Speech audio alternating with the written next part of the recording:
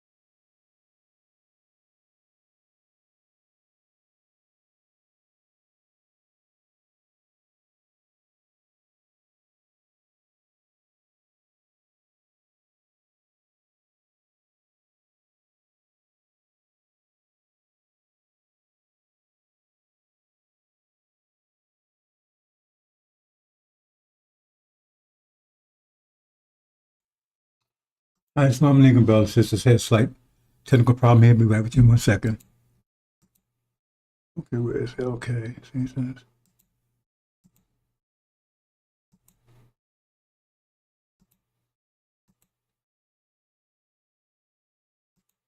Hmm.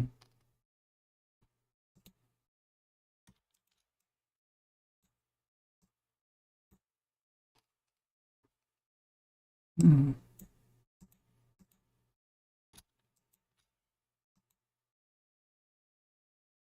Okay, that's good.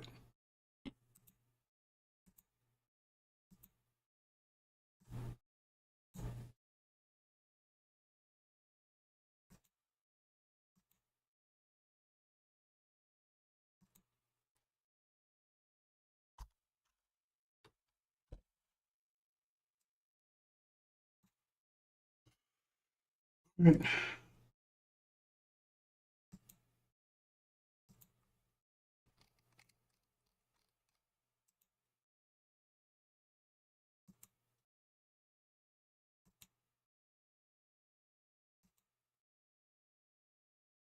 $5,000. Cash payment to anyone who can prove that what lying son of a devil Farrakhan is preaching is consistent with the lessons, supreme wisdom, of Master Fard Muhammad Elijah Muhammad's representation of his teacher Master Fard's teachings. Assalamu alaikum, sisters and brothers. Suleiman Rahim here, Messenger Covenant, Breaker 7 Seals. This is somewhat of a redux from yesterday, brothers and sisters, because I looked at my presentation and I could hardly make out what I was saying myself. And I know something happened because I was reviewing it while I was doing it. It was sounding fine. Then I turned on the captions, and the caption was perfect. That means what I was saying was clear. If you turn on the caption says exactly clear. It wasn't garbled. So somehow they distorted my voice somehow. They did it. Because otherwise the captions would be distorted too if I wasn't talking clearly. Because I could hardly make out what I was saying myself. So that's one of the technical things I have to deal with. Anyway, we'll move on. I'm going to do somewhat of a redux from yesterday. And again, this $5,000 here. Yeah. No, why does anyone step up to get it? Good question, right? That shows. Let me move on, brothers and sisters. I got quite a few things I want to talk about. So let's move on.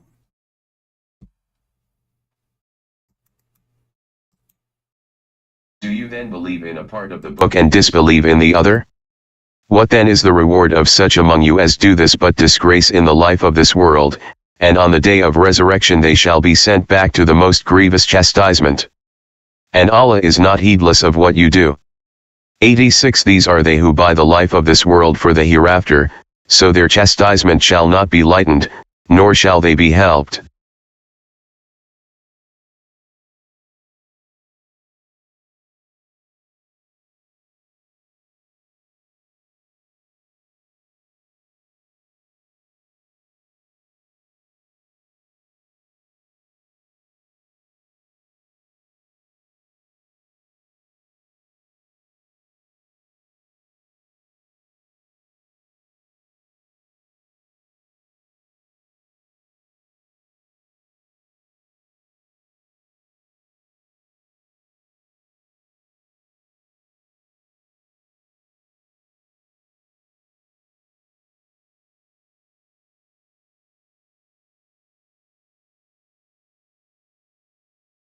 Okay, brothers and sisters. I think we're ready to go now. But it's a real bad situation we're in. You know, as a son of man said, can these bones live?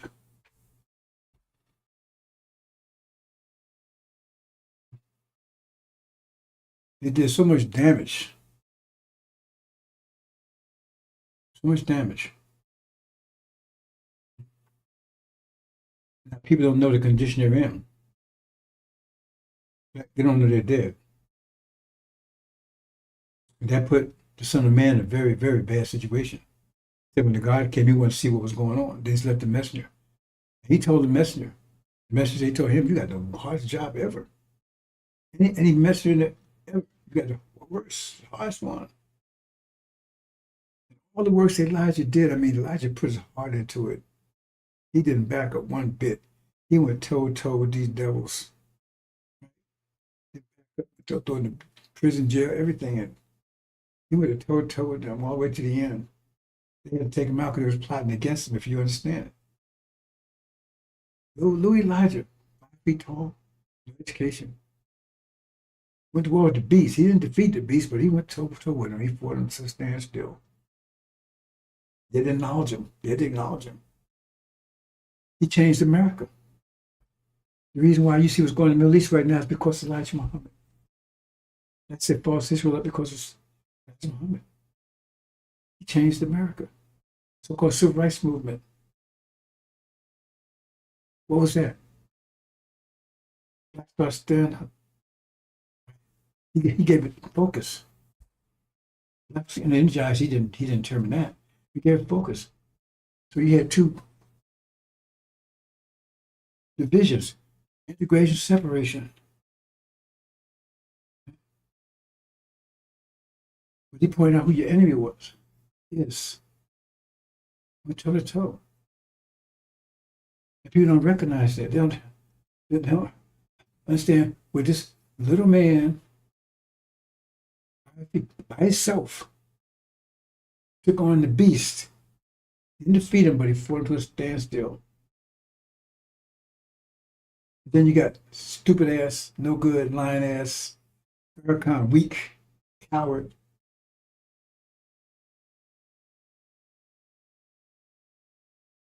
He gonna claim Elijah Muhammad?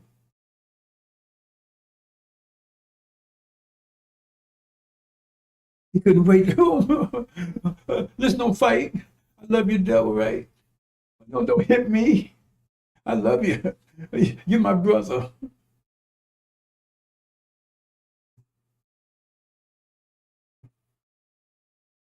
He goes out there so faint, you faint, what do you call it, faint boxing?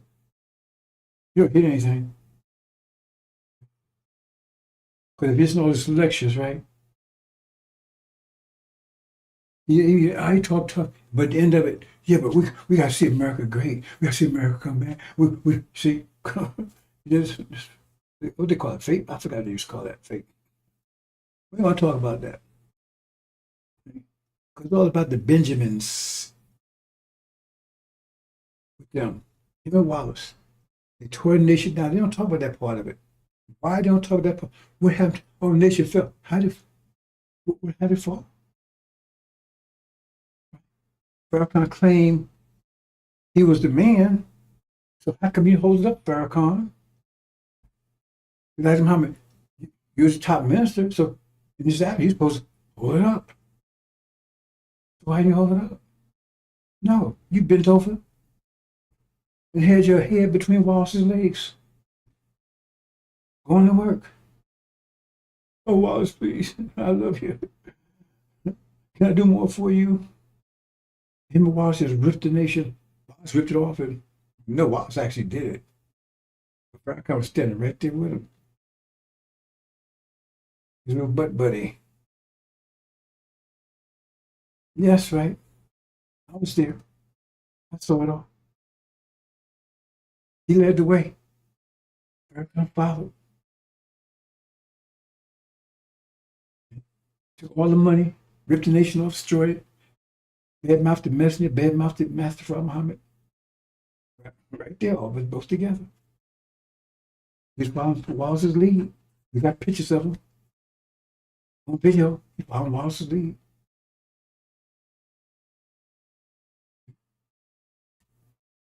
Wallace's little hoe, little bitch. That's right, Farrakhan, step to me. And all your clowns over there, step here. Absolute truth. We have all that money. Look at all the assets. What happened to it? Come on. He looked after his sheep. No, he did not. He admits himself. People went crazy. People went sick. People went back to jail. Everything else, he watched it. He didn't just do anything. And then next thing you know, he was hiding out. They had to go find him in Arizona somewhere, trying to get back on stage and shake his ass. Clip so. I'm lying, Farrakhan.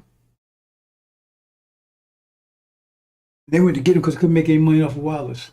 I'll move on. These things, the people that's there know. And some of them along with that because they was with Wallace. Some backed up for Farrakhan, but they neutralized themselves. Let's move on. Lies right here.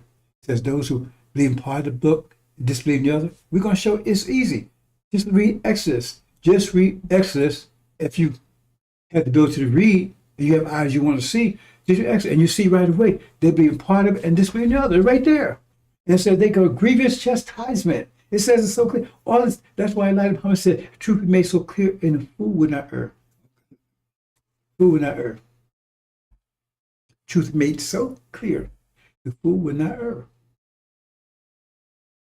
We have this Exodus. That means right there, they believe in part of it and disbelieve in the other. Because if you follow Exodus, no way you'll be Farrakhan. If you just follow it. So right there, you condemn yourself because you believe in part of the book up to Aaron, when he was with Moses, but you don't be the other part of the book where Moses departs. And from that point on to Joshua, the whole part you eliminate. So right there, you are guilty of what it just said. Repeat it again for you. Right? This is Allah talking. They call him a liar. Review this one. Say it again.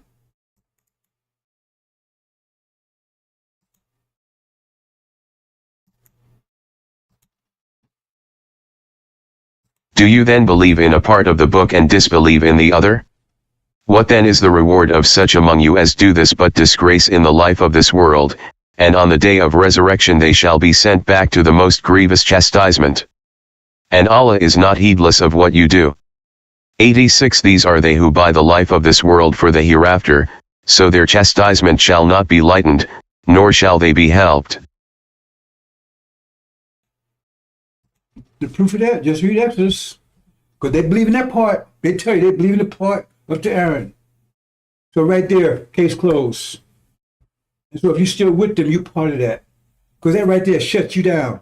It says right there, Allah said, if you believe part of the book and disbelieve in the other, a most grievous chastisement. And just read Exodus, because they said they believe in the first part, and they disbelieve in the other. Case closed. I don't need to say anything else. If I was on a mission, I could just say that and just go home. And sit and wait for 35 years. Because that explains it right there. Well, that's it. Just you might say, hey, okay, brothers, just read Exodus. I've seen 35 years. Just read that. That's my mission. That would have been sufficient. That says everything. Just read that. Because that should tell you exactly what's supposed to happen. And then read this verse right here, what it says here. Oh, I gotta read the whole thing. Oh, Aaron Farrakhan, oh, he doesn't get play anywhere. He gets played, but he don't get any play. Right there, simple as that. So that's why we know who's who and what's what. But see, the thing is, how come our people don't see that? See the damage? That's how damaged our people are.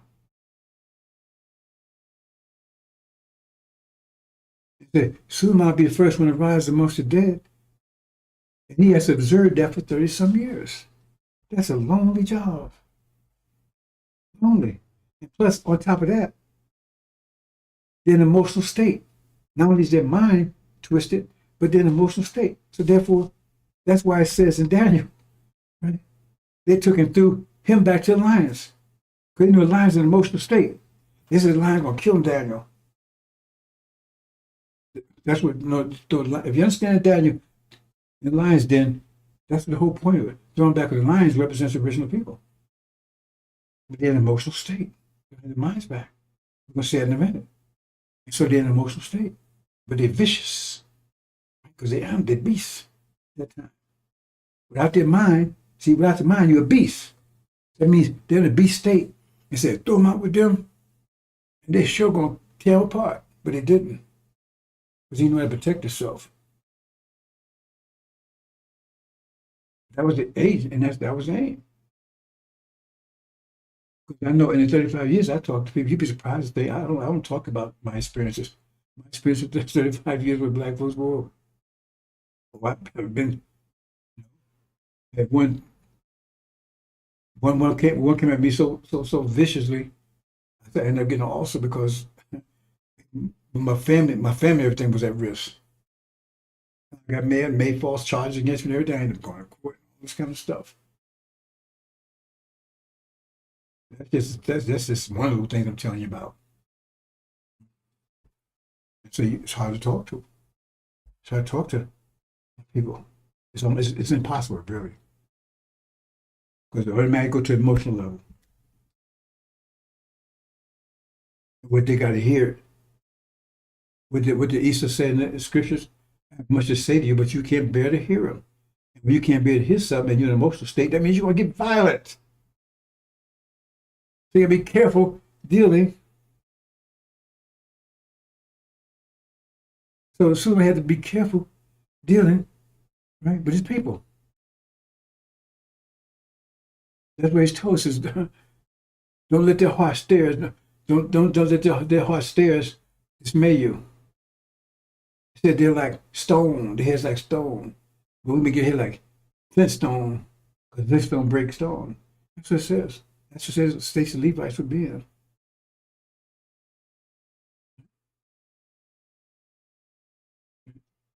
The thing is, they came to a point where it was almost a regret that promises were made to them, because man, this is too much.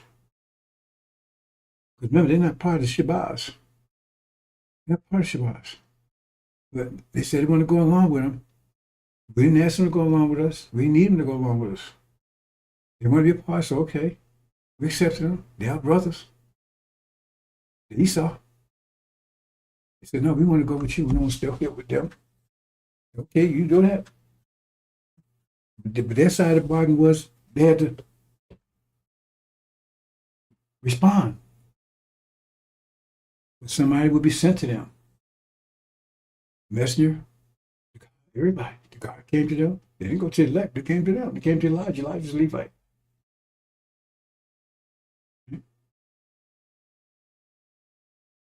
We should get the promise made them, because it says, man, this is, you got the point, this ain't worth it. Because they was the source of his misery. See, they don't want to hear that stuff on the emotional level. But the promise made, the promise be kept. We keep our promises. Oh, they turn around, they could be great. But turn them around. They said it took fire to turn them around.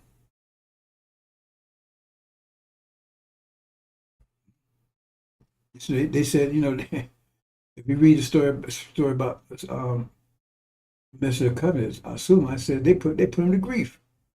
They put him to grief.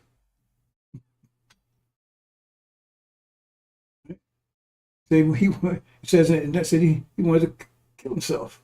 He wanted to die. That's how difficult the job is. You make a person. That's why I call him sacrificial lamb. He was like sacrifice for their sake. The promise was made. The promise be kept. And see, that's one thing. You know what? This thing all could be going down in history about all the things right now. It's like it'd be history. A history. This whole situation be written down and be remembered forever. It's like you don't understand the details, but history of the first being is there. We just don't have it right now because we don't have scripture and everything else, but it's there. Detailed history. We come our own. The history made known to us. We know all the things that being went through. The fire angels. I talk about some of it. Crimson War. But this could be done in detail. One of the things we said is that they keep their promise. Back up on that. They kept that promise. They made a promise. Man, whoa, what they had to go through. But I tell you one thing. This is the worst thing I've ever had to go through. I don't like it. I hate it. I don't want any reward for it. I hate it. I tell you one thing though. I'd do it again. If I had to for these sisters. And that brings me to tears. I had to get up and talk about it. But what they did to our sisters, and these sisters stood up. These sisters went to war. They stood up for us. One reason my nation. These sisters went to war under extreme circumstance, under extreme fear.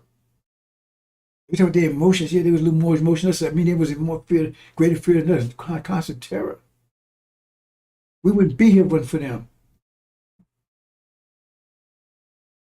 I'm telling you, that's the only reason I'm doing this. I wouldn't do it any other reason. If it was just for the brothers, I said, man, I get information. Y'all got to read Exodus and hey, check with me. But we have to show these sisters, show them, right, that we're there for them. And they're going history. That the brothers kept their word to them. They went through all this. The credit will be given to the brothers. The credit will be given to sisters for saving the nation. The credit will be given to the brothers, the ones that stood up. Well, stand up for these sisters and then respecting the sacrifice that they went through. Hope you understand that, brothers and sisters. Most of us don't understand anything yet. The time is coming. Like I said, I'm not doing this to get a reward. I'm just for the sisters. I don't want a reward. I told myself I wouldn't accept reward because I can't think anything they can give me reward for all this bullshit I went through. The parents see my mother die when she was in her early 20s, cancer wasted away and stuff. I mean, no, I wouldn't take any reward for that because I said that's like putting a value on her. And I won't do it. Once we get home, get everybody safe and get these sisters safe, secure. Once I get them safe and secure, you won't see me no more. Watch. If I'm lying, there's more brothers and sisters. It's stuff like you're about to see right now, it makes me super sick. But if you read the backstory here, he's like saying what happened to that sister don't mean shit. If you read the backstory, just listen to Just listen. These people did all these things, and then you're gonna set them as brothers? Fuck that. These sisters, I mean, they was fighting with no hope, no protection, anything. It was just their love for us. Natural love, because it wasn't mental. It was gone. It was in their heart. They stood up when they had no protection. We couldn't defend them anything. In fact, we was part of the problem. Man, I should go read me. It tells us to hold their legs down. Damn, you have no idea. Your sister there, she down there, no God to help her. Maybe calling on Jesus, maybe. He don't even exist. And she laying there. And here's the brother. He muscles and everything else, but he mind going, he hold her legs down there. He can't touch herself. And man, raping her. What you think? How do you think she was thinking? What do you think she feeling? Abandoned by God? Abandoned by her man? Being raped and the man said help him do it? You know, what the fuck is wrong with you? And you don't think that you just dismiss that? And she laying there like that? Hundreds of years. Don't get me started. I need to stop. Ooh, I tell you, I'm doing it for the sisters. Now I don't understand. I understand that was horrific, and they suffered more than we did. And then the fool would take and impregnate her, then make her raise his baby, who's gonna call her a nigger, even in the womb. And then get old enough, and then sometimes own child ended up raping her. And you think, and we just gonna come, oh man, let me move on. Mm-mm. I try not to think about what I was thinking about. I try not to think about it because it's getting me all riled up, but now I'm forced myself to think about it because I'm not going to forget, not for 1 second, what they did to our sisters. And they're going to pay thoroughly for it. And I don't have regrets. The first thing, because I said, I'm not going to live in regrets. I move forward.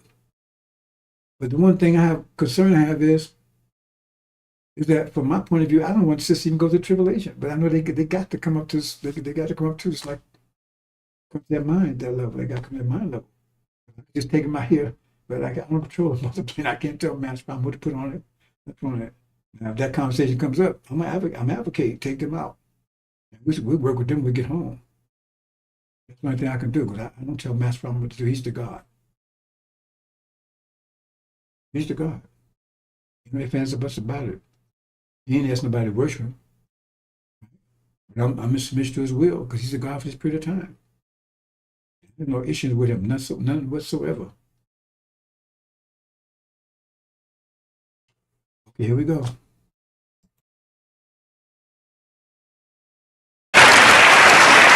I gotta do this. Do you mind? Yes, I'm gonna do something. I don't want to put my brother on the spot. See, this is this. This is something else. Love and faith transcends color. And the reason why we embrace Father Flagler as a brother is because we find him on the battlefield of justice, being a true disciple of Jesus. And the last thing I'll say is, you'll never call us racist. Yes, sir. Yes, sir. Because this day that we honor, Yes, sir. Master Fard Muhammad, if you see an image of him, put his image up. Yes, sir. That's the man whose father was a black man and his mother a Caucasian.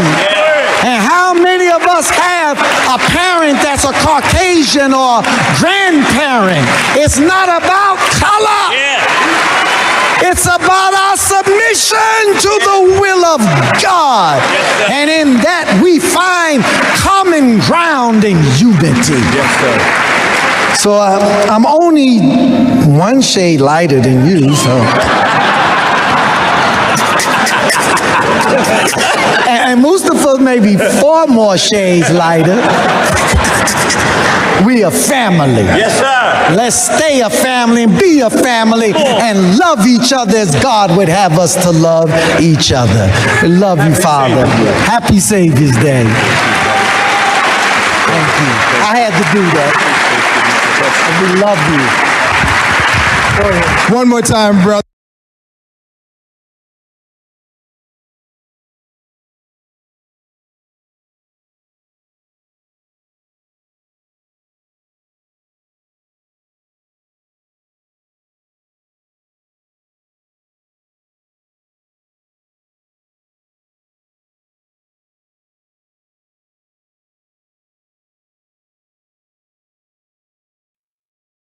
A little history here, brothers and sisters. The Portuguese and the Spanish, see, Negro come from the Spanish term for black. Let me show you something real quick. I thought this little thing. Hold, just give me a second here. It won't take a second. Let me show you something.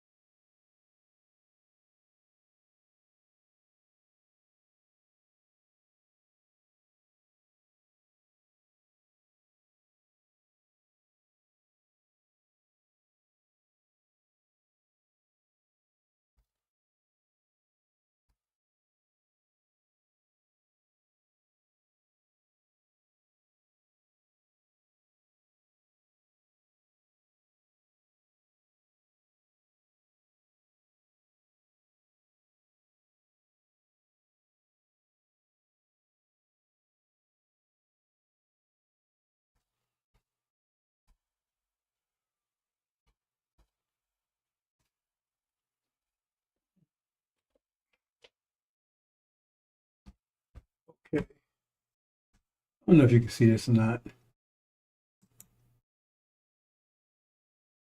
You can see this or not. You can see this now. Yeah. Negro beans. I don't know if you can see that. Negro beans, right?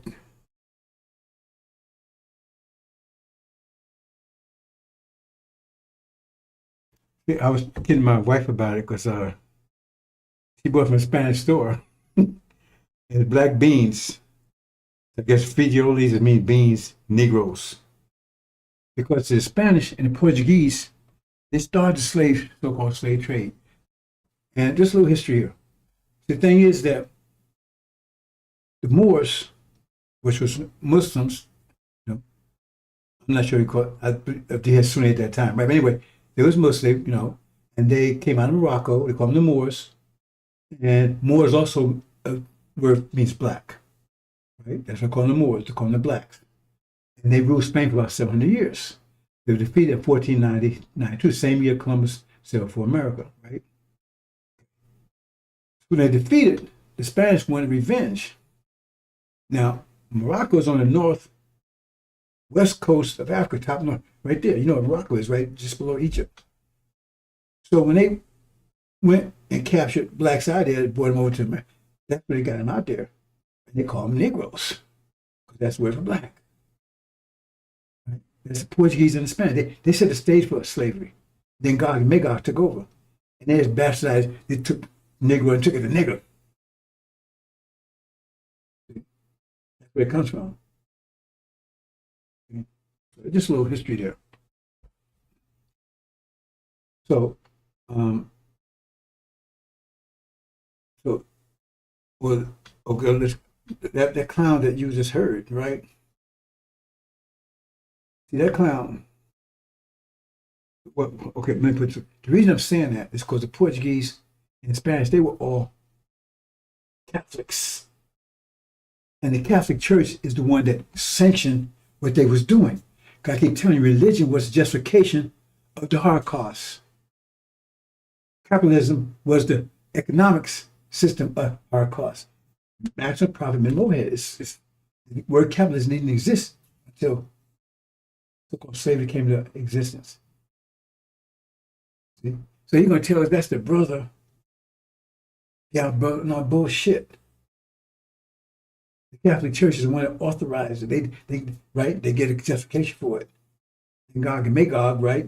They was protesting, but they were still out. They was in the church, but they was broke away from the Catholic Church. But they still use the same justification.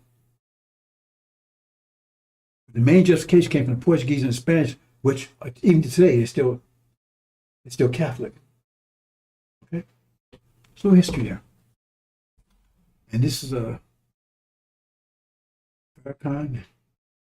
They ripped off the whole. What happened to all that money? Farrakhan is multimillionaire. You don't have any business anywhere. Where'd he get the money from? That's where he got the money. Stole all the nation's money, ripped off. All the believers worked all the years and years. I was one of them. Put their whole life and everything on life for the messenger. Messenger guided it. And they got nothing. And these clowns, they took all the money. Ran it. They never get money back. They apologize. Let's move on, brothers and sisters. Let me talk loose. I keep telling myself I got to talk so slow because I want them to distort my voice like I did yesterday. Okay, let's move on.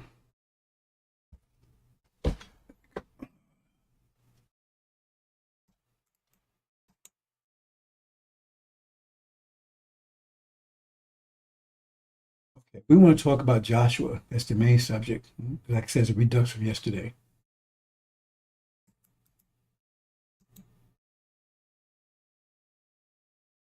Let me see if I got everything straight here this today. Okay. People, see, I'm not going to do it on people. They're in bad shape, but I got to deal with it. It's like, you got to.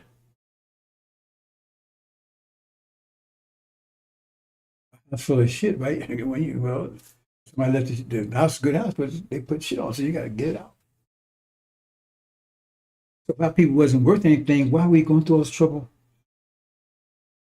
Because they tell you they are worth something. They're the silver. Silver is valuable.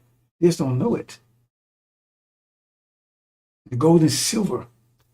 He said when the children went out, took the gold and silver with them. That means they are the gold and silver, which bankrupt America.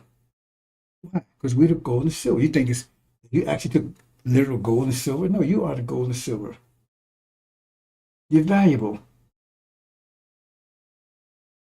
Okay? You're valuable to the God. You're valuable to the covenant. It's just that, man, sometimes you go dig for pearls and you dig, that's big, it's a lot of work to get it. Sometimes you say, man, well, it ain't worth it. It costs more money to get out than it's worth. Well, we hope that's not the case. But you got the demons over here on the left. That's one of the main problems because that's confusing our people and they don't know what direction to go in. And so they follow their example. Because they tell them, hey, I can see, I'm the way. And they have more power than our people, remember, because they have devil.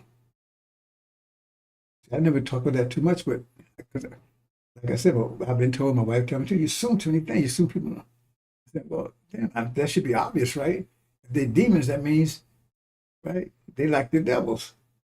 They don't need as much energy as we do, so they have more control energy, so they're able to capture our people's imagination. Get control of our people because they have more controllable energy, put it that way. Controlled energy. Like the devil's not as much. Well, Superman come, he doesn't have that much because he got just another control of substance like they do. But he focuses on it. But see, the difference is between him and them is he's managing his in the right direction. But they got them using theirs all over the place, so they're not using it for themselves. So they're mismanaging the energy. The difference between Suleiman and them is he's managing energy and they're not managing theirs. He's trying to teach them how to manage theirs. Okay. And the devils, they got Adam, they got controlling energy because they don't need as much, so they have energy to use control. And demons have that too, not as much as they have it. So therefore, they can capture our people's imagination. They control our people. Not as well as the devils can, but to a great degree. And that's why the demons had to be separated out. They had to be neutralized, separated out. Because they have enough. And plus, see, I don't know if I'm going to go too deep in this, brothers and sisters. It just seemed to me. But then I got to keep telling myself, hey, people, they ain't thinking. Because what would happen? Remember, the devil's losing discipline times energy equals power. So their discipline is receding, right? Their discipline is receding. So that means their power is receding because they got a lot of energy, but they're not using it. It's not power because they don't have discipline to control it. So they get losing power. So what if you take and instead of messaging them and teach them back discipline again? You don't want to do that because now they lose the power. We want that so we could break free because they're holding us by their power. It's their power that's holding us, keeping us down. They're losing power. That means, right? Civil rights movement. You know what I'm saying? Stop breaking out the fields. They're losing power over us. That's evidence they're losing power over us. So we want to keep that going because then it puts right back in there again. They're disciplined. They apply, and we don't want to. We ain't gonna go back and teach them the discipline they need. Because in the Dark Ages, they gave up discipline. Remember, their discipline is not in the New Testament. The law is in. Remember, they said we could disagree. Okay. If you go and study the scriptures, it said they did away with the law. Well, that's Paul's talking. That's bullshit, but right? That means they just got to discipline. So they fell for 1,000 years. After Catholicism came, they fell 1,000 years because they had no power because they gave up discipline. They said, "Oh, we gave up the law. We just believe in Jesus." So no Catholic Church didn't believe in discipline. Just you go on, do whatever you want to do and say. But then what happened? God broke away from the church pride and they start following the Old Testament. They started applying discipline. Oh, look how powerful they became. And now they degrading again. So what's the logical question here? The demons, right? They losing power too because they follow right behind the devils, right? So what if you mess around and teach these demons discipline?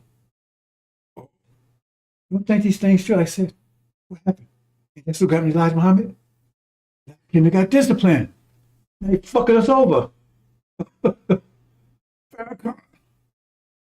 Because they picked up the discipline they got from Elijah. So they became powerful.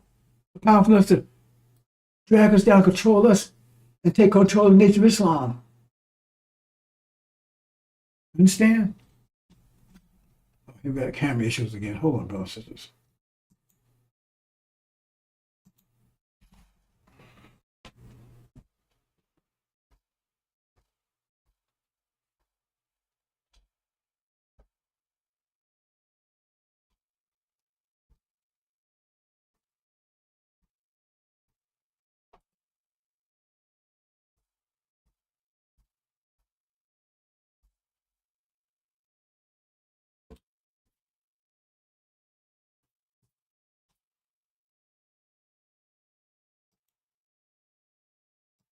You see the math in it? Okay, still got camera issues. Hold on.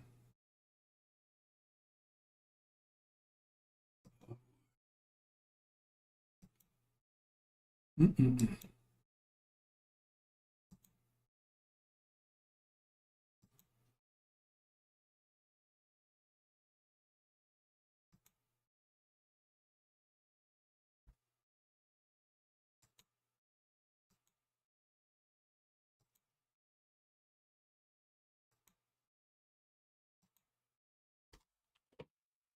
You see, they come in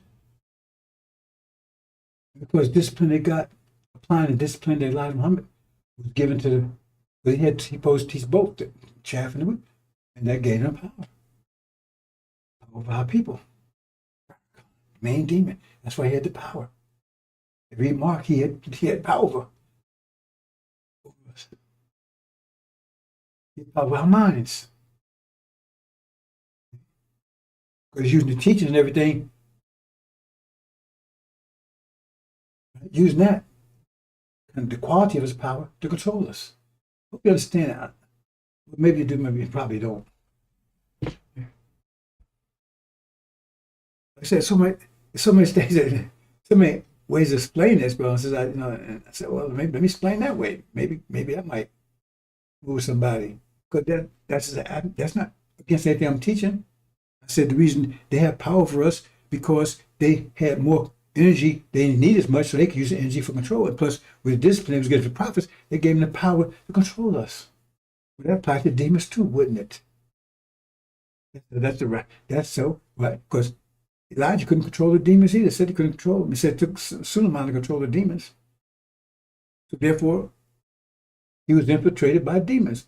And who would be the most powerful person amongst Elijah? A demon.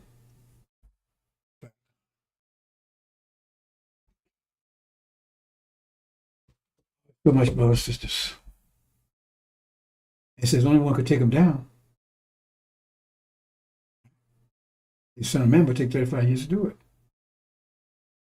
Because we come to that war, and every time we get an energy wave, approximately 50 years. And then plus, because him ripping the nation off and everything else, he's creating bad luck for himself. But he's actually helping me destroy him.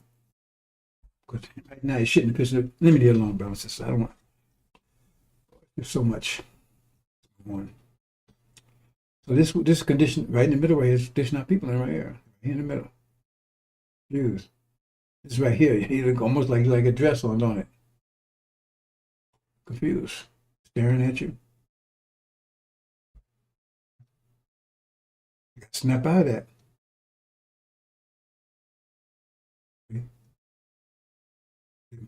Says Allah will lift you up. That means they're the ones who want to be lifted up. The ones who want to be lifted up, but they cling to the earth. They hold themselves down. They're the ones holding themselves down. Confused. Oh, man. I don't know what's on that second floor, man, but I finally got the first floor under control. They tried to tell me, man, this flood coming, it's gonna flood the first floor. Move on.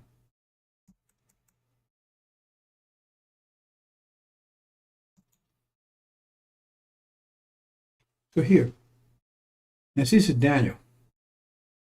The first was like a lion. That's our people in Daniel. And eagle wings. Eagles represents Gog and Magog. It's two wings. Held to the wings were plucked off. Plucked. It was lifted up from the earth and made, and it was, and that's the line. It was lifted up, right? And man's heart would give it to it.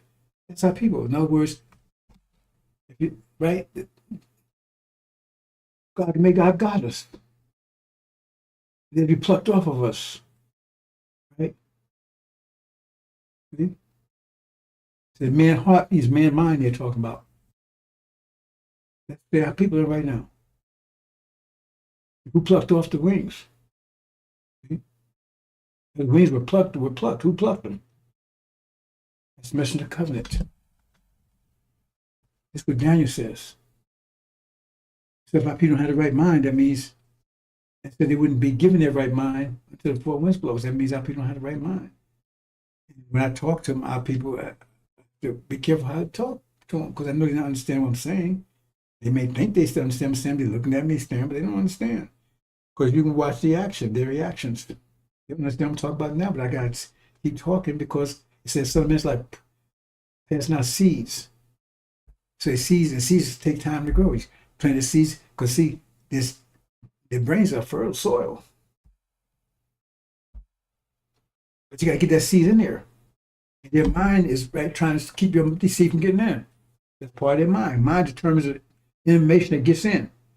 So they say, oh, don't set that seed. Mom took aid. Mom aid. Let's talk about that for a minute. Now, mom and dad, say for instance, last generation, right? Okay, say time to come out the fields. Mom and dad, they spend their whole life trying to survive under extreme conditions. So the fact they still alive, they was able to survive. So that's all they know. This is what it took for me to survive. You get that in Exodus where Moses had to build that host with the serpent on it. And people looked up and the serpent stopped biting them. So he said, okay, what do I need? How to? And so now who gives you your mind? Your parents give you your mind. After they said, no, the devil gave them their mind and they stand back and you're going to give them the mind that you have. So you said, that's how you know, because you went through experience, you go through life, I don't care who you are, right? Your thoughts are a reaction to your environment. I keep telling you that. It's reaction. Because you react to what's going around you. So you reacting to all things around you and you figured out. You got scars and stuff on you, but how to survive. So you want your children to survive too, don't you? So you're going to tell them, this is what you need to do. You're going to give them the same mind you got because that mind, the mind you have is the mind that got you to survive in this situation. So be nice to master. Obey master. Don't run away. See, because I ran away, my foot got cut off. So your parents ain't trying to hurt you. They trying to save you. But that's all they know. They know what they learned to survive. And they say, well, that's to teach you. So they believe in Jesus. They're not trying to hurt you. They're trying to help you. But they keep giving you what they learn to survive. That's what I'm blaming our people. So you should be right here hating on your mother. They say you should honor them. Because you say, oh, yeah, they told me that stupid stuff. Jesus, yeah, but that's what people, that's from that point of view, that's what it took to survive. They tell you, this is what you need to do. They pass on the information they got onto you. And so now they give you your mind. Those you sit back and out, of course, and they let them. So you beating yourself One of the reasons why you're beating yourself, because beating yourself, that means the devil ain't got to beat you. So you keep the devil beating you because you're beating yourself. Like you said, if you want to beat your enemy up and you go and see your enemy beating yourself up, say, hey, you said, let him do it because that's what you want. So if he's doing it, you got to waste time doing it. If you understand that, that's how complicated our situation is. Because you're dealing with the mind. And they've messed that mind so much up. And that's and only person you got to solve that problem for you is the minister of the covenant and the angel. He got to walk alone and he got to deal with that. And what you think? And then you got these clowns out here claiming that that's what they are. And they want the accolades and fame, and they have no idea what has to be done, even get them to the knowledge level they got to. That's what they're going to pay a heavy price for it. Like I said, I'd be more than happy to get it to someone else if they can handle it.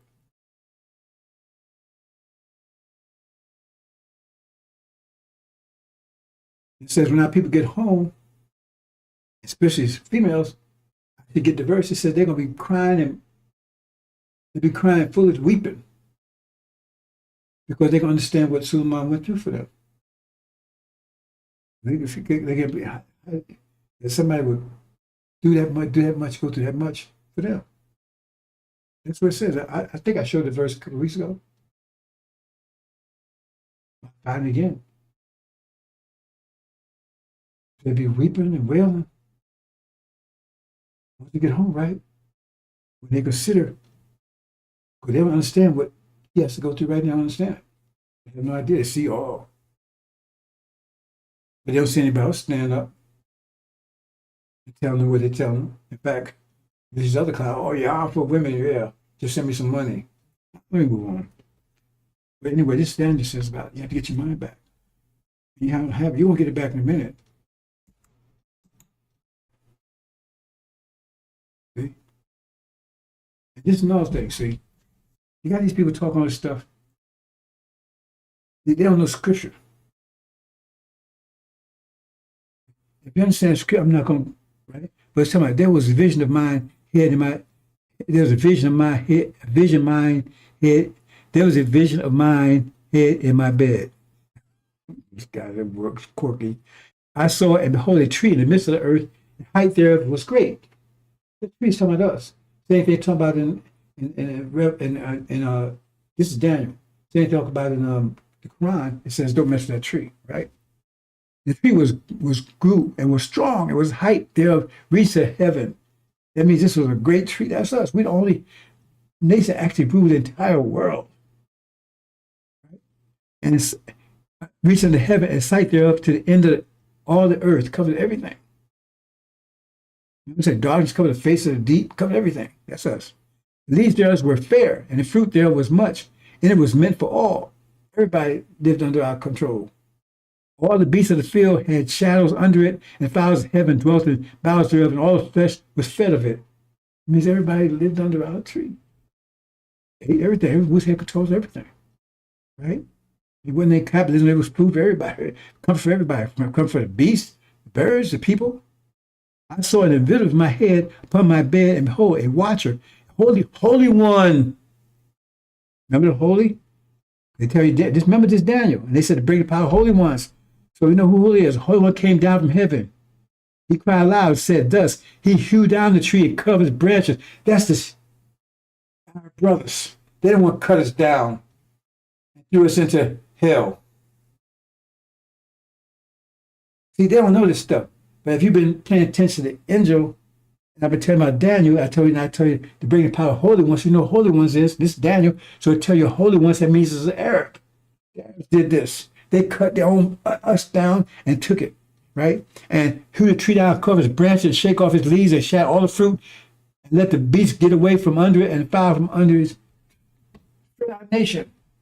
Broke the power of our nation. Remember I told you about that yesterday? There it is right there. Now, their power's going to be broken. Just tell them right there. They cut us down. Like I said, they cut us down there. We did Joseph. Cut him down, threw him in the hands of Egypt, threw him for dead. Right him out.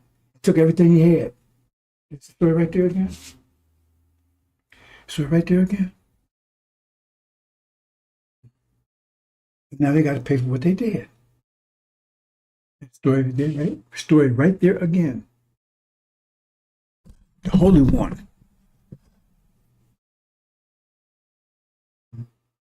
It's Daniel. Daniel 7, I believe it is. Move on. Okay, we're going to talk about the seasons again. I'm trying to talk. I keep saying, talk clearly, talk clearly. I couldn't understand anything. I'm listening. I said, how did that happen? I turned on the caption. The caption was exactly, so that means the computer understood exactly what I was saying. So somehow it got distorted. So I'm trying to make sure that doesn't happen today because I got, well, I mean, it could happen again because I got another thing going here where I can listen to my voices and it seems to sound right yesterday. Let me check it again now. This is another thing, see. People talk about stuff. They don't know scripture. Sounds good. So, see what happens again. So, like, here it is. I tell people all this, it tells you what's the criteria. See how people have been told that, oh, once they die, get to heaven, it's going to be great to lay around. No, it's totally opposite of that. If you're laying around, that means you're tired, you're weak, you have no energy. If you got a lot of energy, you should be laying around, will you? If you got a lot of energy, you'll be moving, you will take care of business. Right? And you're going to stay young because I told you we're wilting. You see sisters out here, somebody you think are ugly? Somebody say they do. They look kind of hard. But a lot of them says some of that's because of what they're eating and stuff. I mean, I don't look like I did when I was in my 20s, right? Well, I mean, that good then. But the point is that you're wilting. That's what old age is. We're wilting. You're going to be restored back to your youth. These sisters look old now. If they're still alive, they're going to return back to their youth and beauty. I've never seen a young, ugly sister. I've never seen one. They get 30 or 40 years old, start looking bad. Well, what they've been eating, what they've been doing. Restored back to, and in fact, even better than they looked when they was in their teens. Because even they was going their teens, man, they still was suffering energy deprivation to a degree. But then they got all the energy. It's, the Quran says they look like, I should have showed that, right? But the Quran said how beautiful they were. I should actually show that. The Quran says,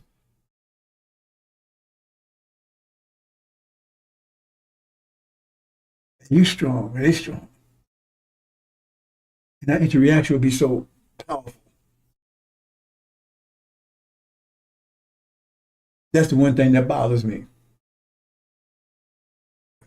I shouldn't say this, but I'm really considering thinking about making this week my last broadcast. I said just about everything, right? But say, for instance, you go out, say somebody put you in jail for 20 years and they beat you up and everything else, right? You came back out. Your mother gone, your daddy gone, everybody's gone. And then somebody give you a pill. And now you feel real good. Oh man, you feel in a state of bliss.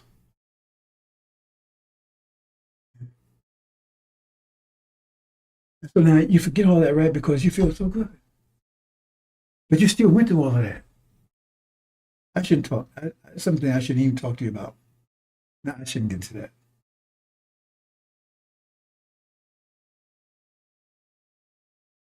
So now you got that because you went through all that. So say the government says, oh man, that was wrong. What happened to you? That was really bad, everything. Here, man, we got these pills. We're going to get rewarded, man. So now you're going to feel really good, man. Now you feel mellow all the time. So was that worth what you went through? That's the question. And it really depends on, but it don't depend on anything. Because if you feel good, it's not an intellectual thing. It's an emotional thing. It's an emotional thing. So, and that's where you're going to feel when you get home. You're going to be in a state of bliss. I already tasted what the Quran tells you. If you taste what it was like it was amazing. I had that vision when I was a child. Like I said, I was climbing up, and it must going to happen really soon. That vision, everything that those visions been totally accurate.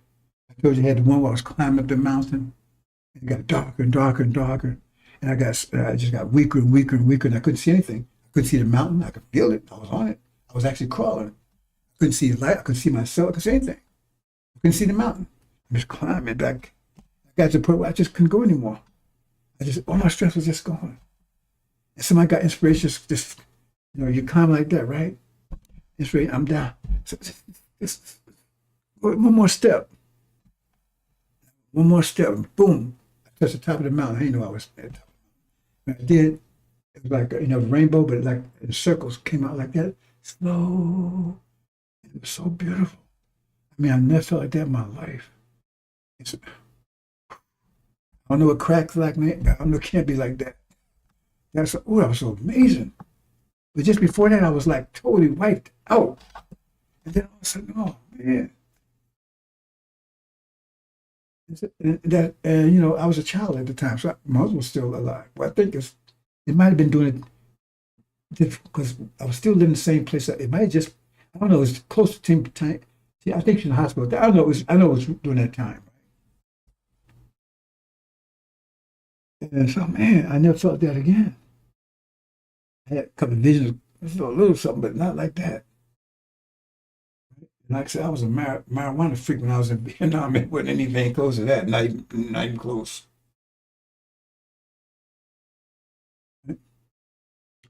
So, and that's what we're going to feel like the Quran says. Some people get a taste of that here on the side. I don't know, that was just a taste, man. Damn, what the full meal's going to be like. And so the question is, let me put it another way. I'm kind of go. I'm not explaining this, but I'll say this.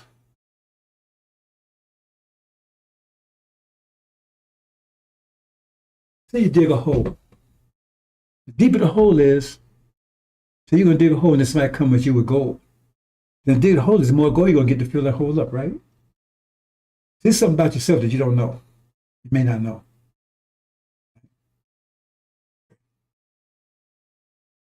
The more you suffer, the greater the bliss is to compensate your suffering. So since we went through all this here, that means once we get out here, the bliss is going to be off the page because we suffered off the page. There's another way to explain that, but that's the best way I can explain to you right now. You build, all that suffering. Another way, just in general, you can just appreciate it more because then you're suffering. So you got that big hole in us, suffering. And so the bliss that's going to come, it's going to be off the page because we suffered off the page. Okay? So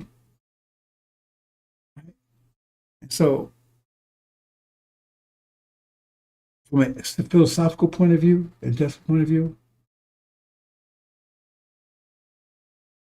that's why I said some won't be grateful about it. I'm one won't be grateful. This is an intellectual thing for me. Why? Because I just feel like I sacrificed my mother and everybody else for that. And they're worth more than that to me. I just leave that alone. Just my thing. It had nothing to do with you. Nothing to do with you. See? I miss my moms. I mean, that's me. Anyways, move on. Okay. But here it is. The kingdom of heaven is like a treasure hidden in the field, which a man found and hid again. And from joy over it, he goes to sell all he has to buy that field. That's what it says. It says, those who love this wealth have no portion hereafter. That's another way of saying it. So you got to give up everything. It says, those who won't give up their mother and father, whatever for this, is not worthy. Another way it says it is another way. It says many ways, right? Those who seek to save their lives will lose it. Those who seek to lose their lives for the sake of the kingdom will gain it. All kinds of ways. People don't understand this. They got to get 100%. That's what it takes, because that's part of energy deprivation. Because if it takes, okay, if it takes $1,000, right? Say for instance, you in jail, right? It takes $5,000 to get out. With $4,000, 50 cents ain't gonna do it. They say they want $5, you gotta give them $5,000. So if you're wasting your money on other stuff, then the longer you waste your money, the longer you're gonna be in jail. We keep focusing on money, folks. All that, the sooner you're no distractions, then you're out. And before our situation, you had to focus, or you're not gonna get out of here. That's just a mathematical fact. That's what it says. That's what it's gonna take.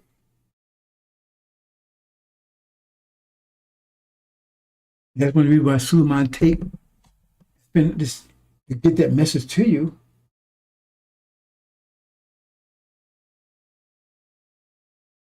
Because he makes sure you get the hell out of here in one piece. Let's move on, brothers and sisters.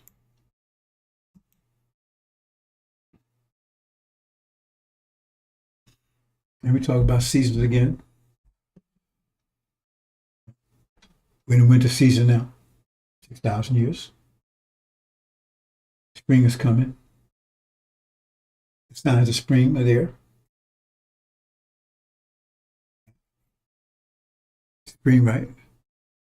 First signs God shows up. Messages. Tell you spring is coming. We even know there was spring coming. See? What was the spring? What was the announcement of spring? Message of the covenant. After 40 years, right? That'll be end of the winter. Right? We went to captivity. What's the coldest part of the winter? Just before spring. So the last 20 years of the winter. December is cold, but January is even colder, and February is even colder, isn't it? It was in the last part of the winter. That's why we suffer so much. The last 20 years of it. Then Farrakhan came and announced the spring. Spring person. He said, be Elijah Muhammad.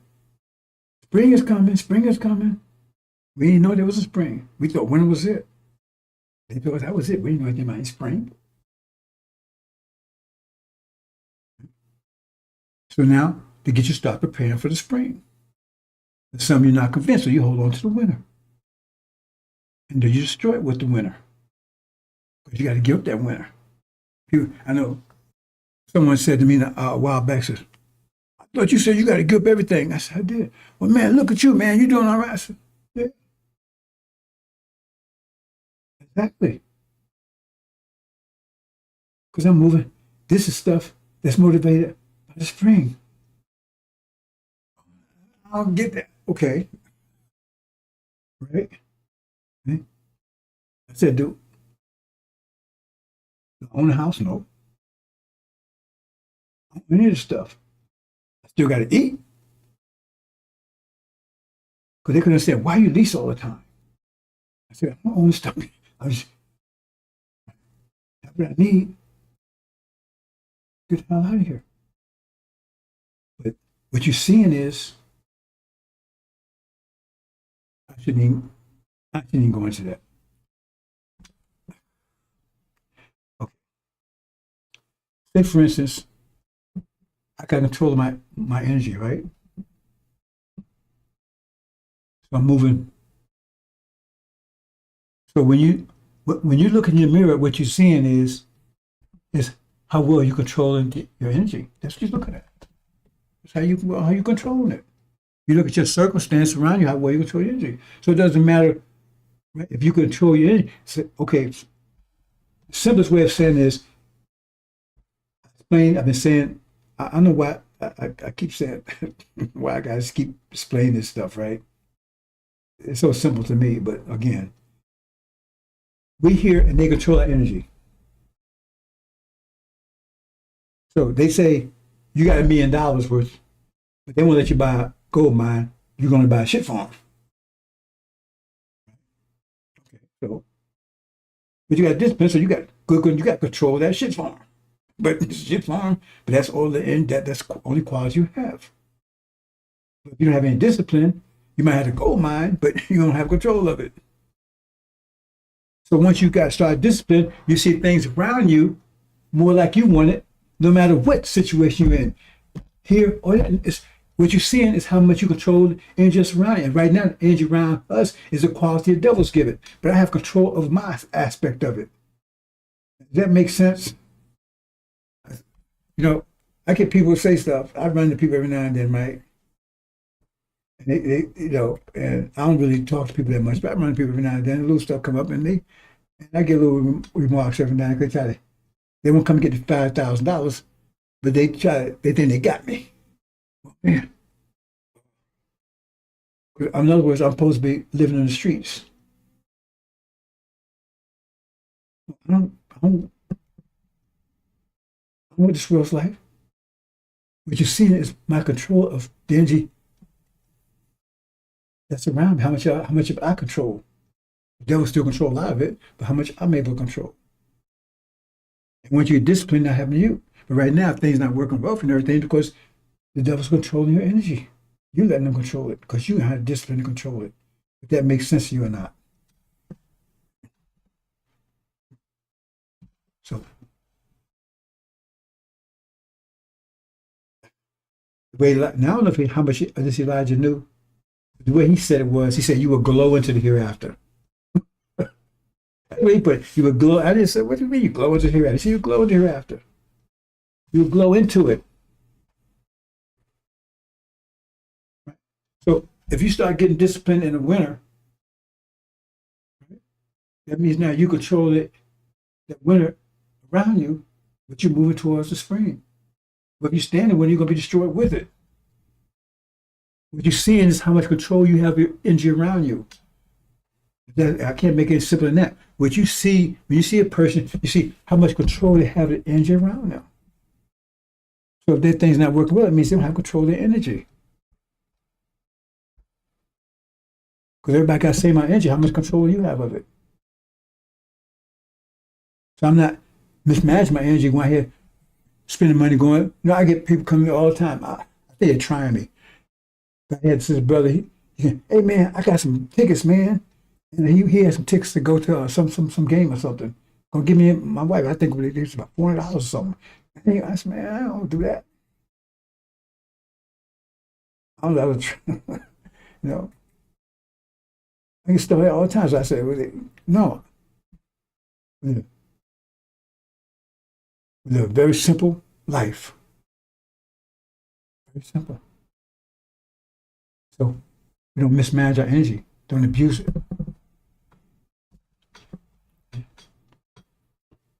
So therefore, when you move into, the world is changing. They lose control of it because spring is coming in.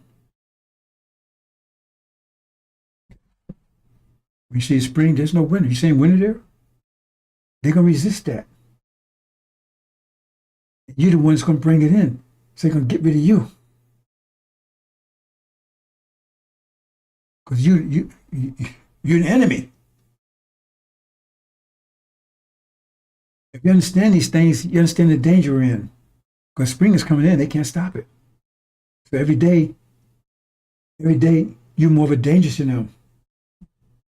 At some point, they say, we got to do this now because you see right now, if you listen, he wants to fight everybody. Then he's putting troops in Venezuela. He wants to attack North Korea. Why? When a person is fighting, it's two reasons they're fighting. He's going to lose control or defend themselves. And so if America had control of everything, they wouldn't need to be fighting. They fight trying to get control, maintain control, but they're losing it.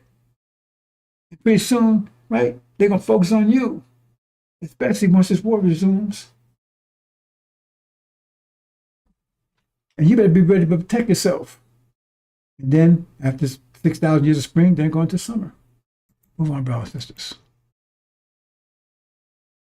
Here's the winter. It's ice cold, too. Here comes the spring. Master Farrakhan Muhammad's time. Transition between the spring, between the summer and the winter. The rivers of God. And then everybody rejoices now. When it's finally got to the summer. You see any traces of the winter there? None. Zero.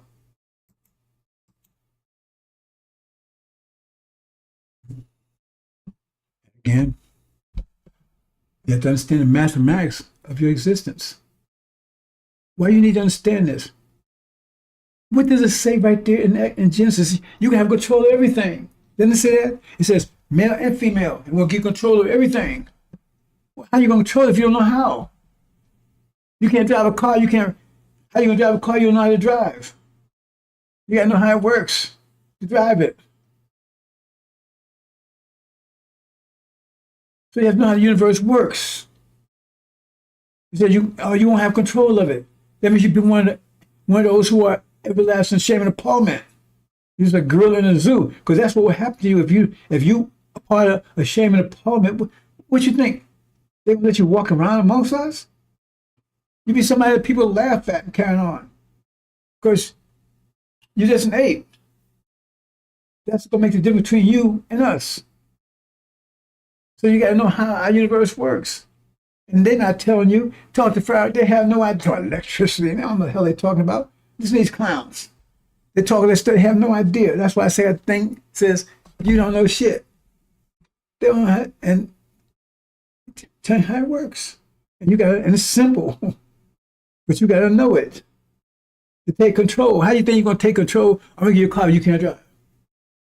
I want a car, but I don't know how to drive. Show you the basic principles you need to know. Control, to rule. Now we're going to tell ourselves what to do, but we're going to rule the nations. If they want to be, they're going to have to submit to us. We have to have discipline. Remember, we're going to be the rulers now. Not many more.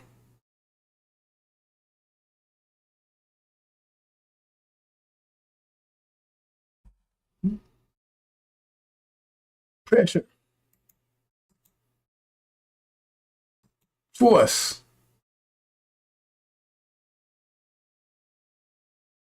The tool, the language, calculus, the tool to control all of this. That's the fundamental. That's it. That's the fundamentals it's based on. That's simple. You never heard that from anyone before. You ain't hear that even from the devils. I'm wrong there. That's the messenger of the covenant. He's giving you.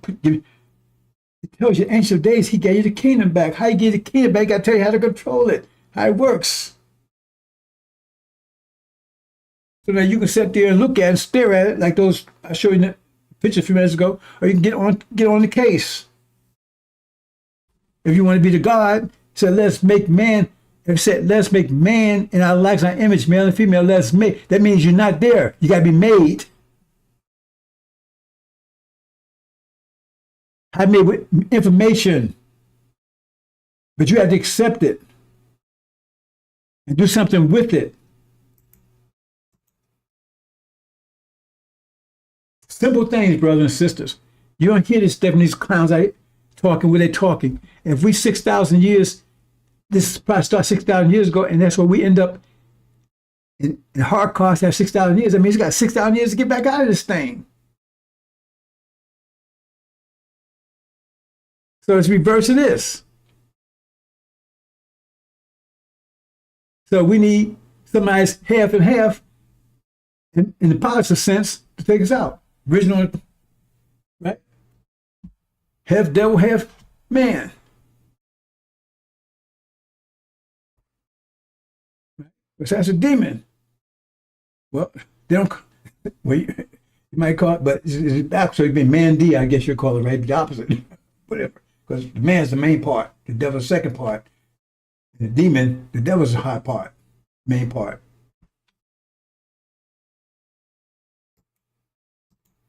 They call it, it's another name they give it in the scripture. I can't think of the name, think it starts with H. There's another name they give it. They call people, right? Because it says the gods had children by the the earth females, and they called them getting in the use. They didn't call them demons. It's another name they used for that, but they was original. But they had right, devil moms. I forgot what they call it. I can't think of it anyway. Let's move on to Joshua, brothers and sisters. Let me check my voice again, see if it's coming through better. The basic principles you need to know.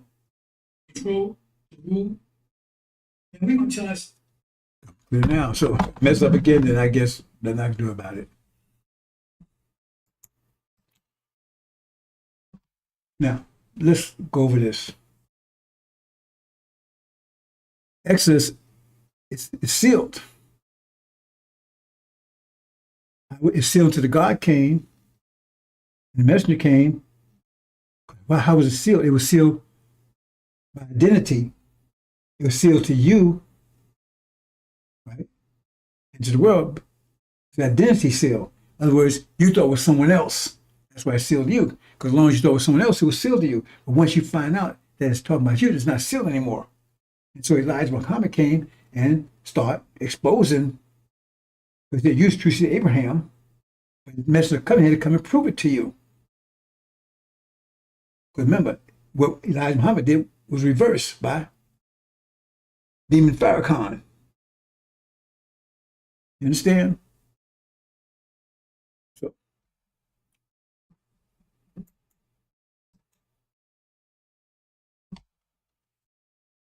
So when you read Exodus, just read Exodus. I tell people, if you get people to read Exodus, that's case closed right there.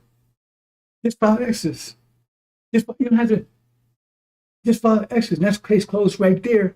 As far as who's who and what's what. It doesn't get you the angel. You still got to get this. But it takes you out of the realm of deception. Right? You see, it clears up your mind. You still got to raise your mind to the mathematical level, but this gives you a clear picture of what's going on. Exodus gives you a clear picture, clear map of what's going on. Just read it. That's why they're distorting it. They believe in part of the book and disbelieve the other. So why don't they want you to know about Exodus? First of all, before Elijah came, we thought Exodus was totally about false Israel. Then he came and said, no, it's about us. And then Pharaoh came and said, oh yeah, but it's only up to Aaron. So everybody's trying to distort it. Muhammad came and said, no, that's us. So they put false Israel up there to say, no, that's them. So that's important scripture. It's right in the name, Exodus, to get out of here. So this deception goes back 2,000 years.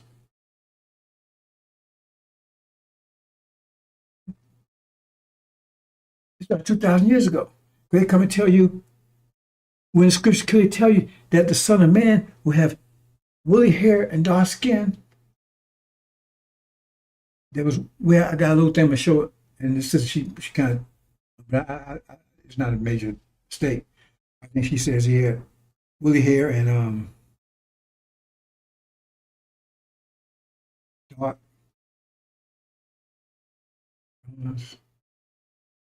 What she said? I forgot, but she had it wrong. But it's just the point is still there. I'll leave it.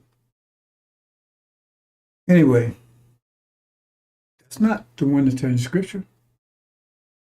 So why are they distorting your view?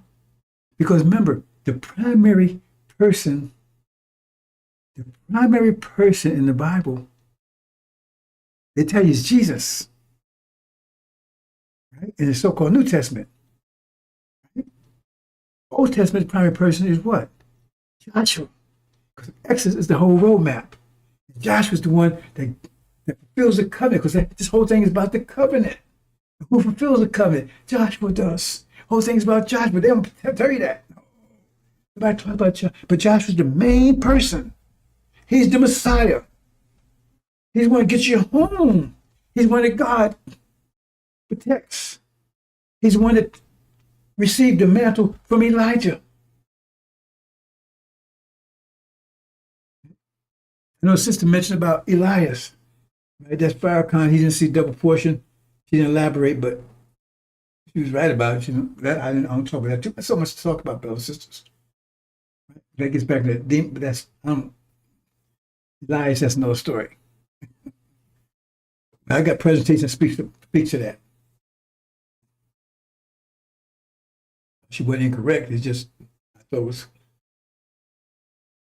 I kind of placed it, but anyway, that's another story.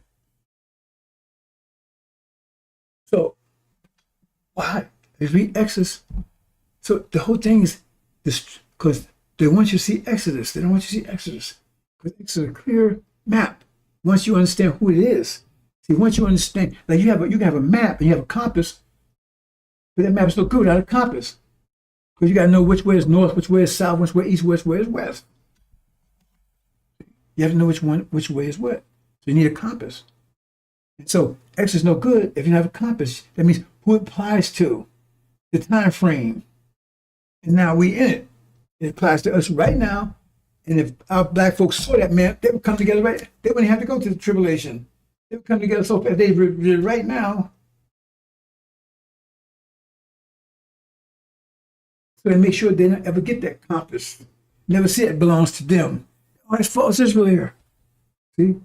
I don't listen to Elijah, he ain't nothing. And matter of fact, he ain't got no power. Don't pay attention to that.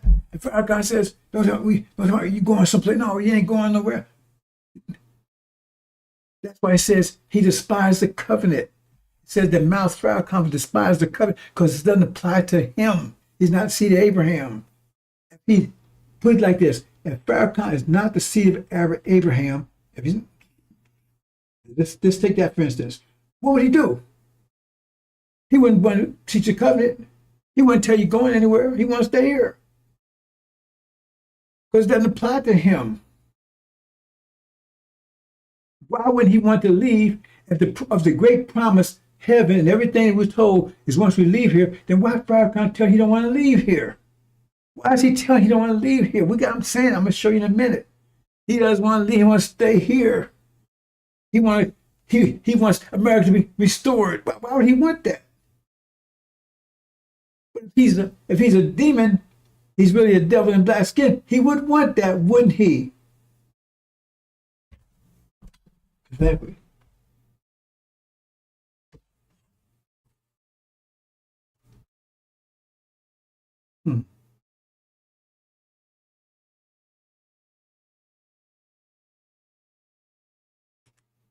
Probably. It's not.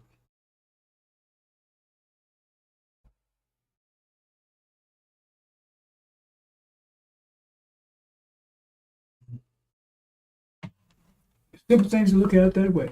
That's obviously a lie. They count on you not reading or whatever, put that on you because there's nothing in Scripture that support that.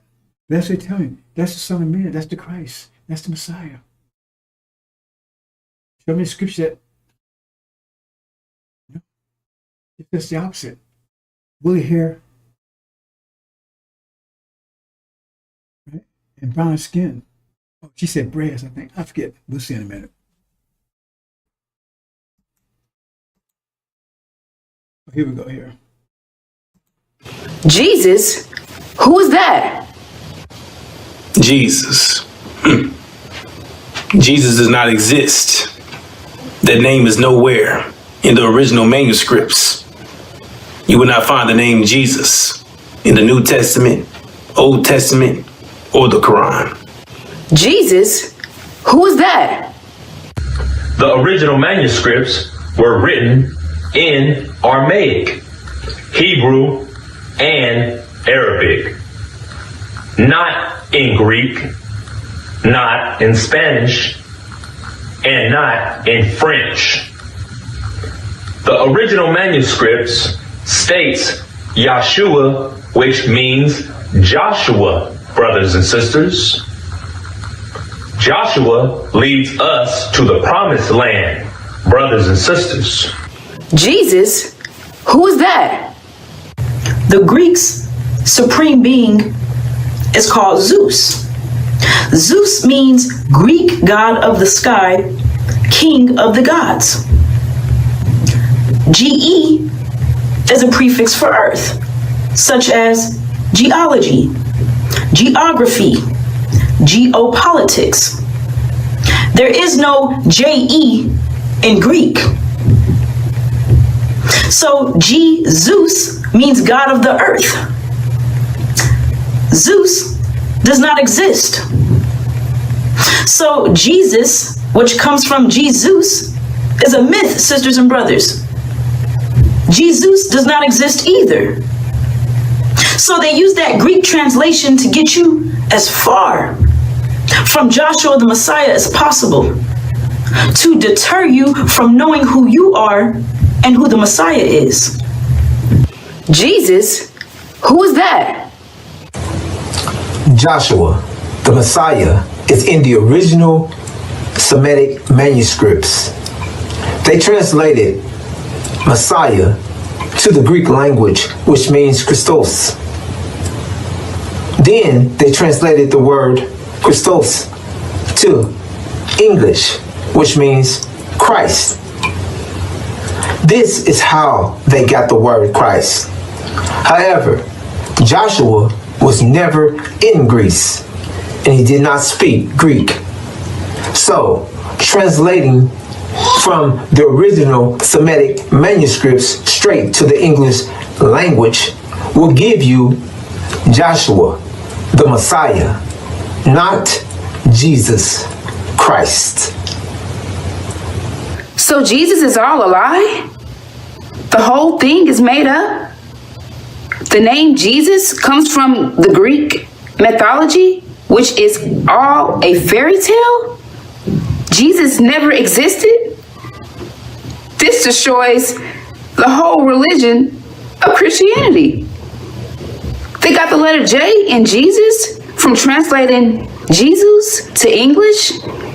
It was a made-up word from the Greek translation of Jesus, meaning God of the earth. There is no letter J in Greek, so you cannot make the prefix JE in Greek. Instead, you get GE, which stands for earth in Greek. They did all of this so when you translate the word Jesus to English, you get the word Jesus, because English language makes the word form just how it sounds. And that's how they got Jesus. This was all done to deter you from the true Messiah, Joshua, the fulfillment of the Abrahamic covenant, who is also the messenger of the covenant. He had skin of burnished bronze and hair like lamb's wool. There's only one person that meets this description. So Jesus Christ is a divergent form of Joshua, the Messiah. They don't want us to know about Joshua because we are all going to have a common vision, and we are all going to unite, and they cannot have that take place, sisters and brothers.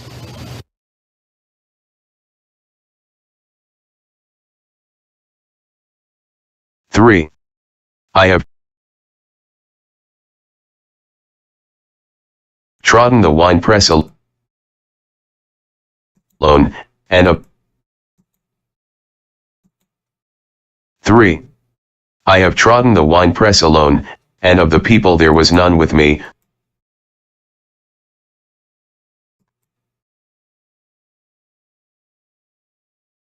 For I will tread them in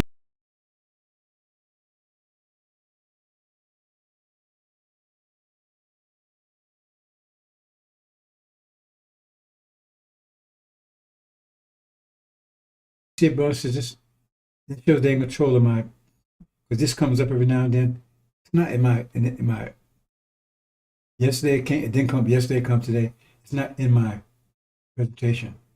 It shows they manipulated something. This is a sign right here. This, I don't know where this comes from. It messed up because yesterday it didn't show up and then it shows up again today. Anyway, here it said burnish bronze. And proper interpretation is burnish brass, but it's good. It's all good. It's still brass. But I think the proper interpretation is burnish brass. But some interpretation is bronze. But it's all good. So I'm just saying that for those of you who go out there and want to, picky. It's all good. But let me move on.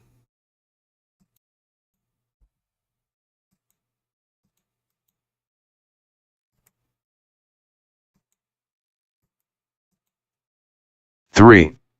I have trodden the winepress alone, and of the people there was none with me, for I will tread them in mine anger, and trample them in my fury, and their blood shall be sprinkled upon my garments, and I will stain all my raiment. For the day of vengeance is in mine heart, and the year of my redeemed is come. 5. And I looked, and there was none to help, and I wondered that there was none to uphold, therefore mine own arm brought salvation unto me, and my fury, it upheld me. 6. And I will tread down the people in mine anger, and make them drunk in my fury, and I will bring down their strength to the earth.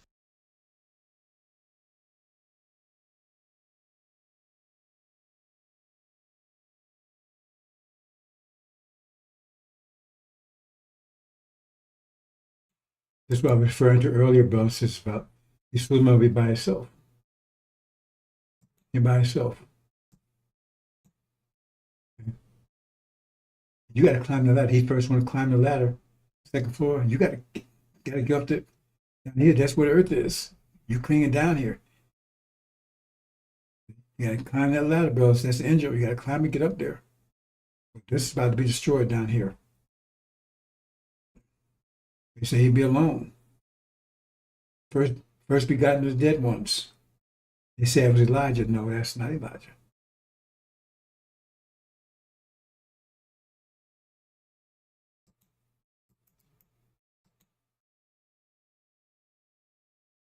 Okay, here it tells you that Joshua's his early 80s or late 70s we took over from Moses. Joshua took over from Moses, not Aaron. See, that's why they don't go any further. They stop at Aaron. Because Aaron doesn't make it out of the promised land. He doesn't make it to the promised land. He doesn't make it out of the wood. They don't tell you that.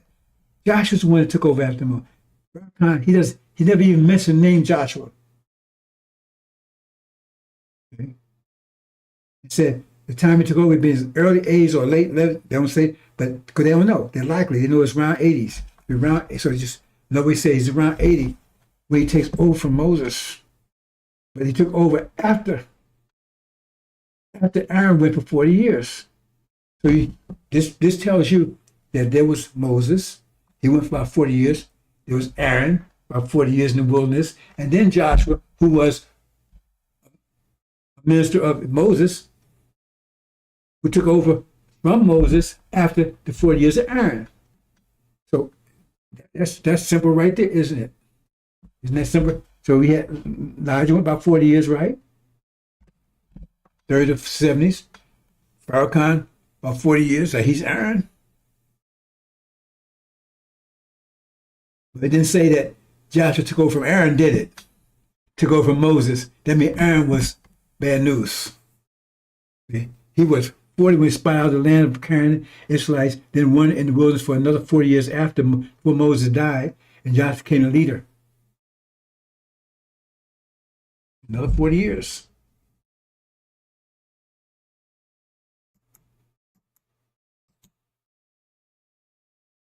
Okay, we're talking about Exodus again. Let's look at Exodus.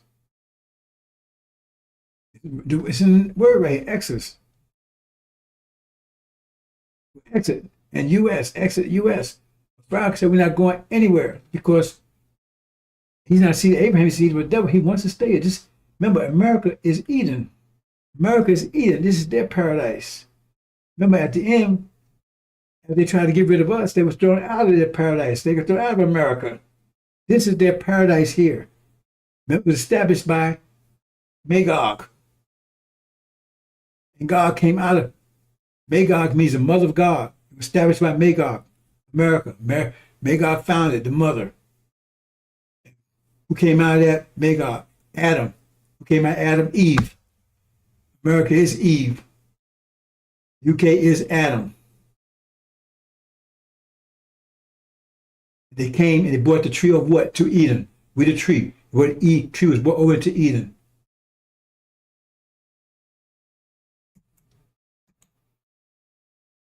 This is the story of Exodus. It said that God would come, but the God didn't come with power. You could not be called a God. What did Elijah Muhammad said? God means power and force. So Master Muhammad had to come with enough power and force to destroy his reality to call himself a God. And that's where he came with the plane. He made Elijah Muhammad aware of the plane, and that's why Elijah Muhammad knew he was the God, because he had the power to destroy this reality, which he does in his own time. But the point is, why has he done it? Well, you get a hint right there in Jonah, because he says, he kept delaying it, because he says they don't know the right hand from the left. That means it's still demons are still mixed in with the saints. It was the saints, the Levites were holding it up. It's no story altogether. Anyway, he's the God. He came, raised Elijah. Raised Elijah. Right? And Elijah said, it wasn't the God said he needed a spokesman. Elijah insists on the spokesman. And the God said no. He denied it. He said, you don't need it. He was resistant against it. He physically got angry. Read the story. So he did not anoint the spokesman. He was against it. But he relented when Elijah kept insisting. He said he needed a mouth. And that's this one, Aaron, who the God did not anoint. No one anointed him. In fact, the God resisted. You don't need him. He was against it. Read the story. The Farrakhan said, God, nobody anointed him. The God didn't want him. Master Muhammad did not. It don't show anywhere in here where Master Muhammad stood for Aaron. Where the God stood for Aaron. He stood for Elijah. And he said, Elijah, you'll be a God to Aaron and Pharaoh. He said, Aaron would be, so you'll be God to Aaron and Pharaoh. And then Elijah was taken out of the way. Went to see the God, right? And then, Elijah was taken out of the way. He was taken back to the God after 40 years. And then Aaron would take over, and he caused all kinds of trouble. It got so bad, it reached to God, and the God told Elijah, you got to get back down. That man went crazy. He turned against us. He turned against you. He turned against the teachers. He tried to turn the heart back to Egypt. Yeah, I'm worshiping some false god. That's what it said. Read it. So who is that then? Who is that they're talking about there? Who's they talking about? He was Elijah's minister. That's what he was doing for 40 years. So how do you get around that? You believe in part of the book and discipline the other? That show who they are. And it doesn't matter what you want it or want not. Because if they're demons, they can't comprehend it. And if they're frozen through and through, they might as well be demons, because they can't get it. Or they cling to the earth, whatever the case is. But they're not hanging with him because intellectual level, emotional level, he got them, remember, he's a demon. So we got a devil in the mix of Islam has more power than Elijah had. Because he's a demon. Remember, the devils have more power than us. Because they don't need as much. That's assuming they have discipline. And so by Farrakhan coming in and getting discipline Elijah gave him, that made him powerful enough to take control of the NOI. Son of perdition. Say, well, wear out the saints. Maybe I should have printed that also. He said, well, wear out the saints. He make war with the saints and overcome them mentally. He make war with the saints, NOI, and overcome them mentally. Until the ancient days came. That's the story. But what happened to that? Why don't they speak to that? And then what would happen? This is what Exodus says. Then after his 40 years, then Joshua would come. And the torch was passed from Elijah to him. Passed right past Aaron, because Aaron never got it. They said it was passed. He said Joshua took over from Elijah. He took control from Elijah, not from Aaron. And then he took the people home. And God said, I will be with you as I was with Moses, not with Aaron, because he was with Aaron. Aaron was cursed with a curse. 55, castrated, ass blown up, pissing and shit in the bag. You can't miss this, brothers and sisters. It's not complicated. That's simple. Just follow Exodus. A third grader could follow that. Had a little brother come and visit me recently. He could follow that boy. I said, that little boy is smart. Ooh, I don't know if his mother and father understand, but that boy is smart. I couldn't believe how smart that little boy was. 2 years old. He could take a remote and connect to TV. You think that's easy? You got adults can't figure that one out. He press it. He knows that what he's pressing is affecting the TV. I said, how old is that boy? I think they tell me. I think they fooling me. I think he got about 4 or 5 years old. I thought I was smart when I was a kid, but I don't think I could have done that. 2 years old. That's see. I didn't want to say it. I'm gonna say it now, so I'll probably get cruise missile in a minute. See? But where did he get those genes from? His daddy. That's sure how powerful his daddy is if he gets his ass straight. That's a sign right there. You can't get a horse for a mule. That shows his daddy got those genes. He's every bit as smart as that boy. Once his brain thaws out. I said, when these Levites get their mind together, you better watch out. I look at that little boy, I was amazed. I said, 2 years old? My daughter was, my oldest daughter, boy, she was reading, I think, at 3 years old. Somewhere around there. You know, when she was in the kindergarten, she was big for age. She was almost big as a teacher. I was amazed. She was really big for age, right? But you thought she was like 5 or 6, but she was only about 3, something like that, right? And so, and this is how they do. And was in Chicago at the time, right? And she was born in 79. And so her mother, right, worked for the Board of Education. She was a speech therapist or something like that, right? And so when my daughter was in kindergarten, she could read, not Jack and Jill up the hill, really read. Right? And so when me and her mother should talk, right? Because she knew what we was talking about. So we started spelling stuff out so she would know what we was talking about. And then she said, I know what y'all was saying. It was something. But the point was that she was in kindergarten and she could read, and other kids in kindergarten could do it. So what they did, instead of moving her up, now remember, her mother worked for the Board of Education. Instead of moving up like they would have did a devil to the first grade, they wouldn't move her. So we ended up having taken out of public school and put her in private school. But they wouldn't move up to, so the teacher would take her in a chair and put her out in the hallway and come out and teach her assembly out in the hallway. I said, what y'all doing that for? It's back. Because she was so far ahead of other children. You see?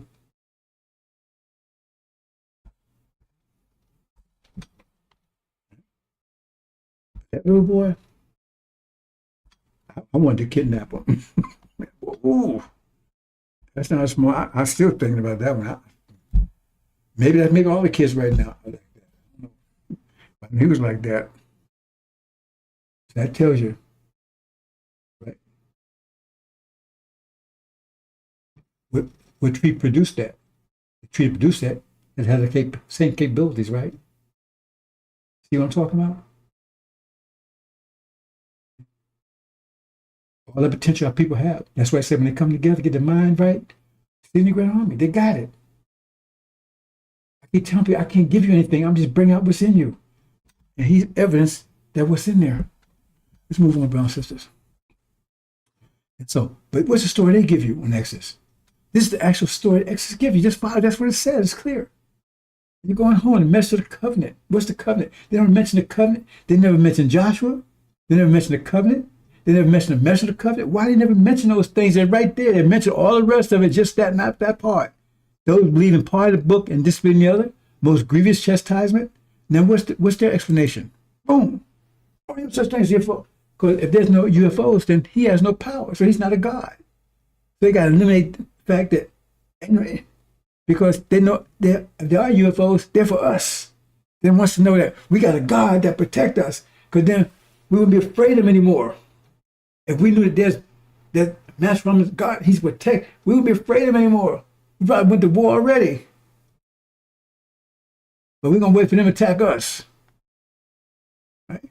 And then destroy Elijah altogether. So they destroyed the God by destroying his power so that he's not a God. So he's insignificant. And then they sent his son to destroy Elijah. That's why they destroyed everything. Everything Elijah destroyed it all.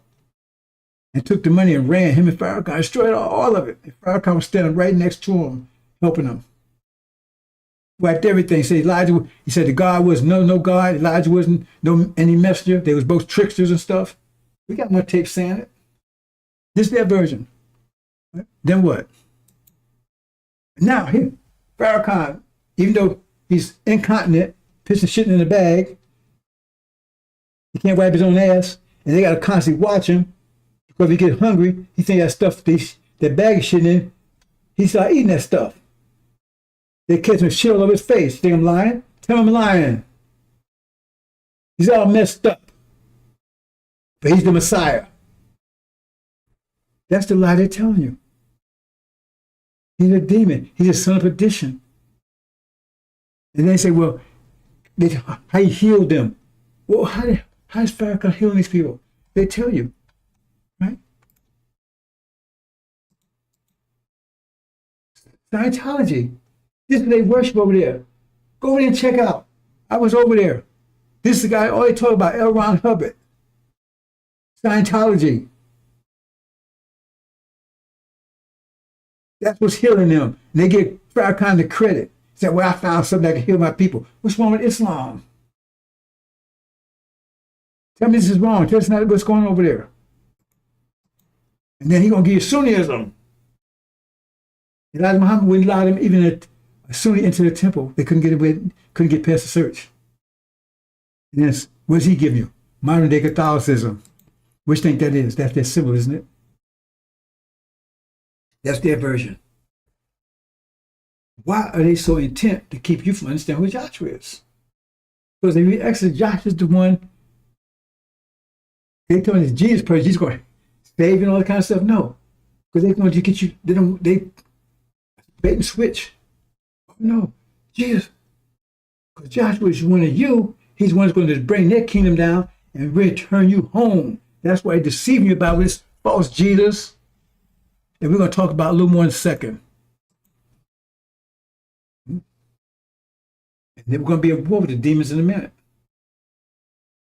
Once this war resumes, we're going to separate the demons out from amongst us. There won't be a problem for us anymore. And then we're going to be at war with them. We're at war with them now. They're a hidden enemy because we don't know. So we're at war with them because they're both going to attack us. The devils and the demons.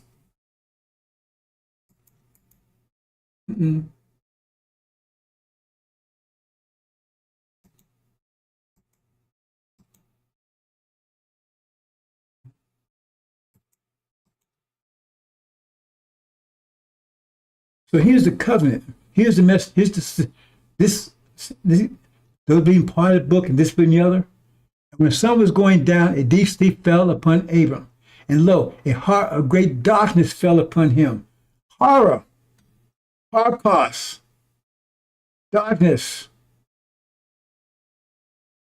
That's what we had to go through. He said, Abram, know of a surety thy seed should be a stranger land that is not theirs. Ishmael said, listen, America belongs to us. No, it don't. That seed, they shall be a strange land that's not theirs, shall serve them, to be afflicted 40 years. 1619 to 2019, that's 40 years. Immediately after that, the plague will come. COVID came around time and was killing them and not killing us. All you got to do is check the World Trade, WHO, World Health Organization. They find total truth about it. It didn't affect Black Africa. It didn't affect Haiti. It didn't affect us. It affected the skin folk. It didn't affect the kinfolk. And also that nation, whom they shall serve, will not judge. He's going to judge the people that did this to us. But Pharaoh said he's going to judge us. He says he's going to judge the people that did to us. Pharaoh, he blamed us for what they did to us. Or you're sinful, you're wicked. So-called man march, a farce rather. And here's the covenant part. Now, they don't speak. Remember, all this is part of the same verses. So this part, they don't speak. Those believe in part of the book and this being the other. And the same day, the Lord made a covenant. That's the covenant, the message of the covenant. Who's the message? This the message of this covenant. Saying, until I seed, I have given this land. Farrakhan is not Abraham's seed. From the river Egypt to the great river Euphrates. Look at the map. That's Arabia. Why don't they mention this part? They mention this part, but don't mention this part. They mention Malachi, but don't mention the message of the covenant. They mention Exodus, but don't mention Joshua. Why? That shows his intent.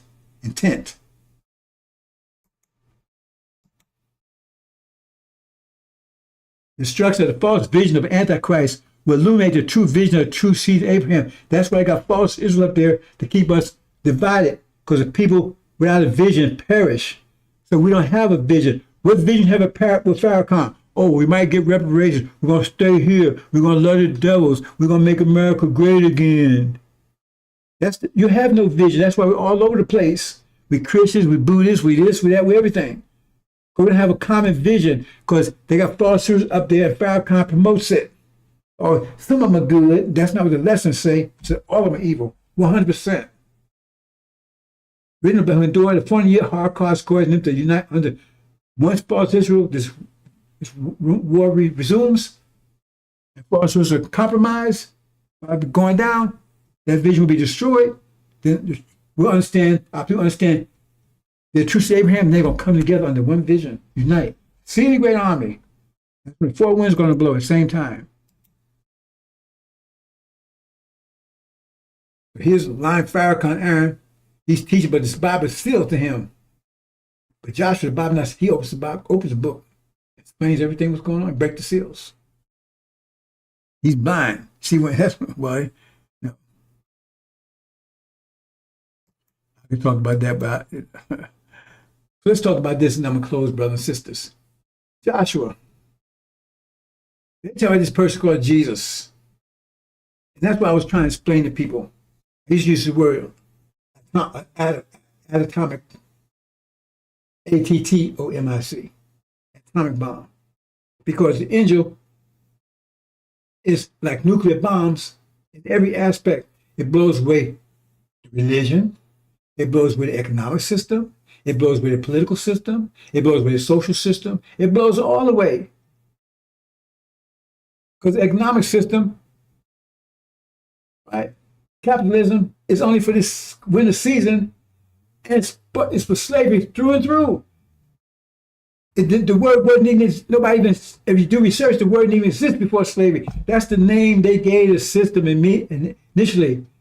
Capitalism. That's the name of the slavery economic system. What's the name of the slavery economic system? What's the name of slavery? We know the name of the communist system. What's the name of what's the name of so-called capitalist? What's the name of the slavery system? We know the name of social system. We call it communism, or socialism. But the point, what's the name of slavery system? Economic system. What's the name of slavery economic system? See, you got you. Capitalism. Otherwise, if it was different, they'd have a different name for it, wouldn't they? Wouldn't have a different name for the slave, because slavery is an economic system, right? Is slavery economic system? right? Because that was the economics of America. So isn't slavery an economic system? Aside from the affliction and oppression and everything else? But primarily, it's an economic system. So what's the name of it? What's the name of the economic side of it? Capitalism. Capitalism is slavery by definition. Maximum profit, no overhead. They get you work for nothing. That's the ideal. It's right there in front of your face. So that boom, that blew away the capitalist system. That showed it's no damn good. It's evil, wicked. It's slavery. Government system, we one body. The governing system. Majority rule. That won't work well with your body. The brain is the smallest part of your body, right? So that means your body should rate that you'll be dead in a minute.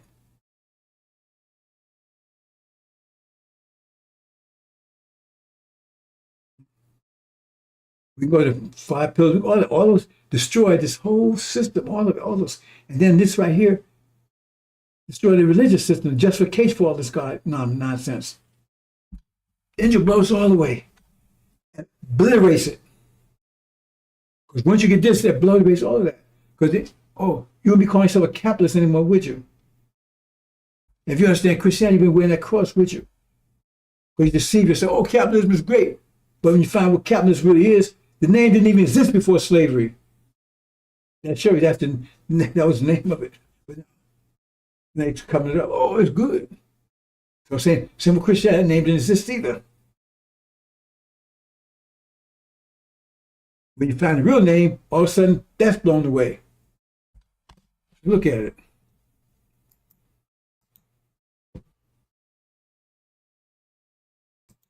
Play a little of this, brothers and sisters.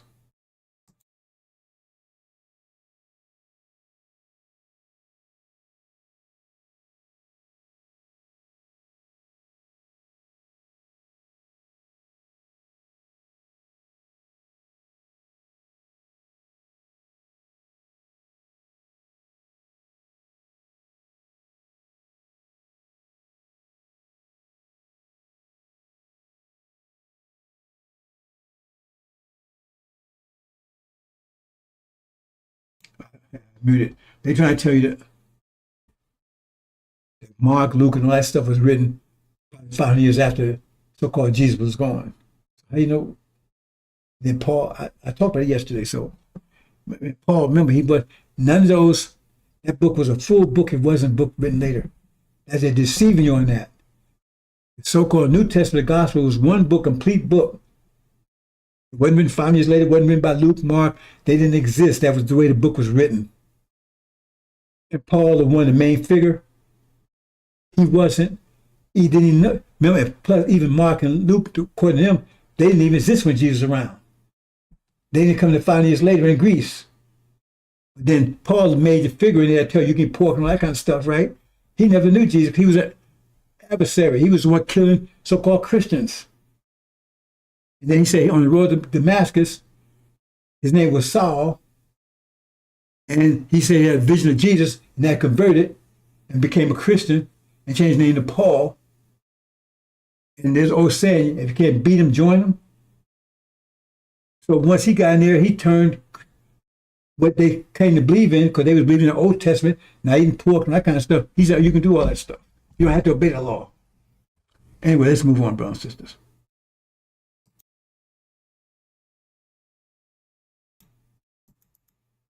Aramaic Bible in plain English. 1 And a certain man was sick, Lazar of the town of Bethany, the brother of Miriam and of Martha. 2 This Miriam was the one who had anointed the feet of Yeshua with ointment and wiped them with her hair, whose brother Lazar was sick. 3 And his 2 sisters sent to Yeshua, and they were saying, Our Lord, behold, he whom you love is sick. 4 Yeshua said, This sickness is not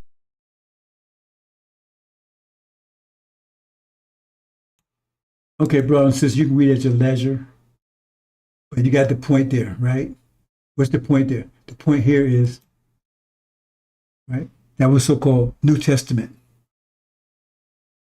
And there's no name Jesus there. The name is Joshua. Joshua. So where the name Jesus comes from is not there. And even if you got to take the so-called Old Testament, I don't care what translation you get, it's not the name Jesus not in the so-called Old Testament at all, but he's supposed to be God. So why is his name not in there? The name in there is Joshua in the so-called Old Testament. Now we're going to play a little Old Testament here. And see, the same name that they have in the New Testament, Joshua, there's no name Jesus there anywhere. So where do they get that from? Let's play a little of it. Aramaic Bible in plain English.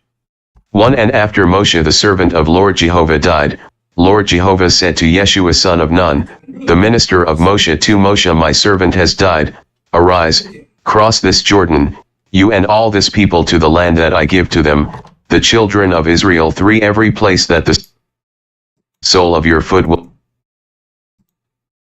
In the Bible, the name Joshua, or Yehoshua, means Yahweh is salvation or God is deliverance. The name is a combination of Yahweh, God's name, and Yasha, to save or deliver. In the Hebrew Bible, Joshua is a prominent figure, succeeding Moses as the leader of the Israelites and guiding them into the promised land. Did you notice that, brothers and sisters? It says Joshua is a prominent figure, succeeded Moses, not Aaron, not Farrakhan. The one who succeeded Moses was Joshua. Aaron was no damn good. Farrakhan was no good. It went from Moses or Elijah direct to Joshua. And Joshua's name they used, not Jesus. Where's Jesus stuff come from? Says it. He's one that led the children of Israel to the promised land, out of here. Farrakhan ain't going nowhere. There it is. Move on, brothers and sisters.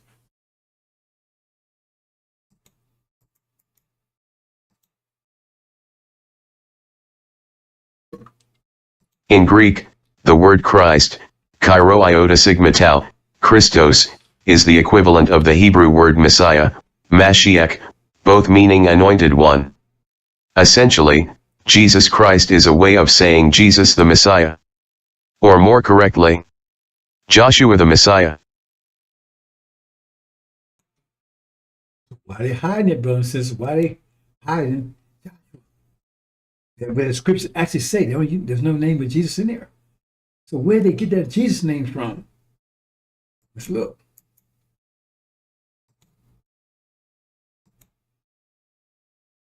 Okay, just follow this. Here's the manuscripts. Hebrew and Aramaic, right? That's the original scriptures. You get so-called Old Testament one, so-called New Testament the other. So if you speak English, you hire somebody, a linguist, and say, would you translate to English so I can read English? That's what you would do, right? They translate directly, and in the book you have, the name of Jesus would not be in there. It would not be there. They translate it directly. So where did they get it from? Now, if I'm wrong, I give $5,000. Prove me I'm wrong. Find Jesus in the manuscript. You're going to find Joshua there. So where did they get Jesus from? Where did they get it from? Let's look. This is how they do it. They translate the Greek first, and then translate the English. Why the hell would you do that? They're trying to see somebody when you just translate it directly. Why you got to translate the Greek and then translate from Greek to here? When you don't speak Greek, you want English. That's what they do. Let's prove it. Now in Greek,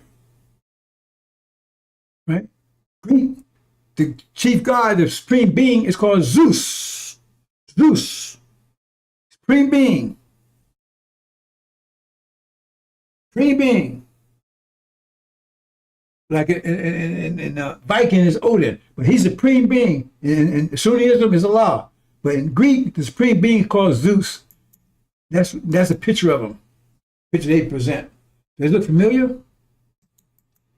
But then, look, he could be his father. Right? So here's the picture they tell you of Jesus. Right?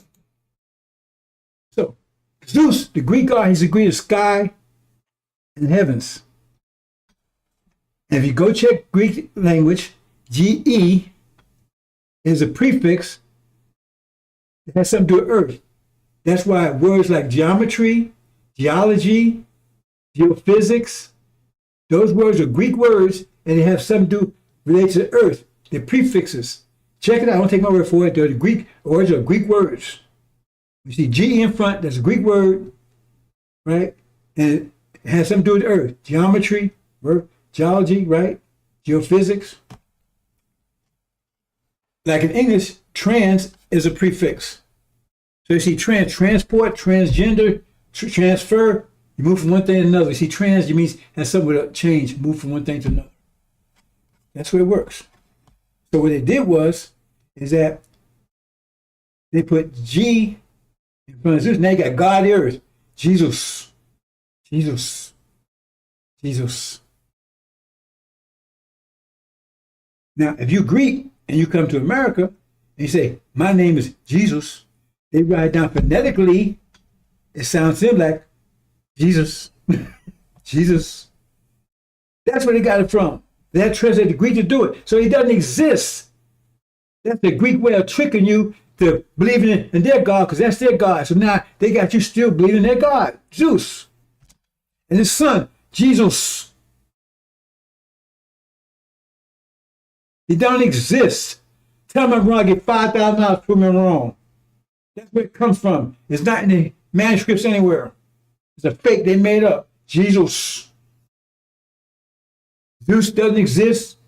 The Greeks pull one over on you. That's why I tell you that Luke and Mark and all them wrote the scripts in Greek. When Messiah was never in Greek, didn't speak Greek, and plus they tell you it was 5 years after he was gone anyway. That's the Greek way of getting you to worship their God, which does not exist. And that's why he's pale, because he looks just like their God, Zeus. They really pulled one over on you, didn't they? They pulled one over on us.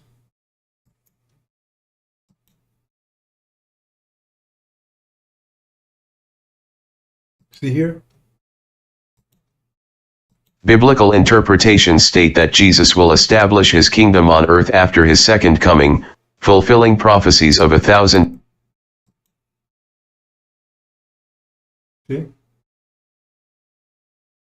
Let me play a couple more things. I'm going to close out, brothers and sisters. See, because remember, Jesus be the God. Zeus was the God of heavens. His son be the God of earth. Jesus. Tell him wrong. $5,000 prove him wrong.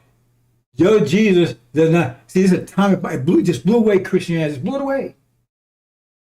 This truth, the Injil blows all that shit away. It don't just play with it, it blows it away, obliterates it. Because if you see that, there's no way in the world you come to out. Because you can't prove it's wrong. Because it's absolutely right. All you got to do is check it. Let's look at this and pretty much close out in a minute, brothers and sisters. Listen to this. 1. Behold, I will send my messenger, and he shall prepare the way before me, and the Lord, whom ye seek, shall suddenly come to his temple, even the messenger of the covenant, whom ye delight in. Behold, he shall come, saith the Lord of hosts. 2. But who may abide the day of his coming? And who shall stand when he appeareth? For he is like a refiner's fire, and like fuller's soap. 3. And he shall sit as a refiner and purifier of silver, and he shall purify the sons of Levi, and purge them as gold and silver, that they may offer unto the Lord an offering in righteousness. 4. Then shall the offering of Judah and Jerusalem be pleasant unto the Lord, as in the days of old, and as in former years.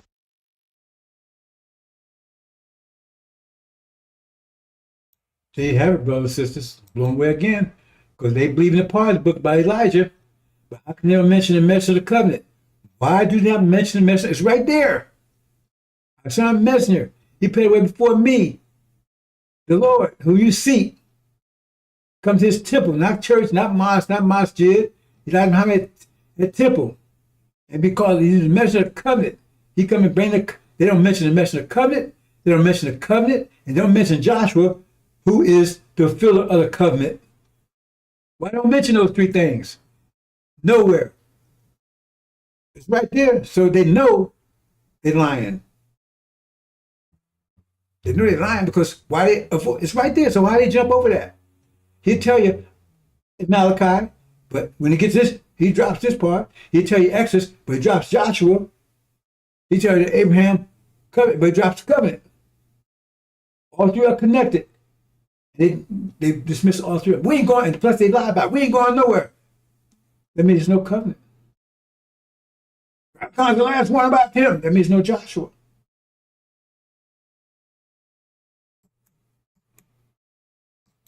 Elijah is the last.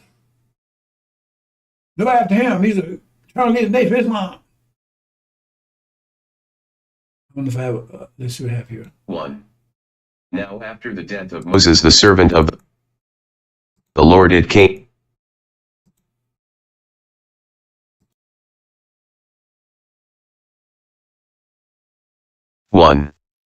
Now after the death of Moses the servant of the Lord it came to pass, that the Lord spake unto Joshua the son of Nun, Moses' minister, saying, To Moses my servant is dead, now therefore arise, go over this Jordan, thou, and all this people, unto the land which I do give to them, even to the children of Israel.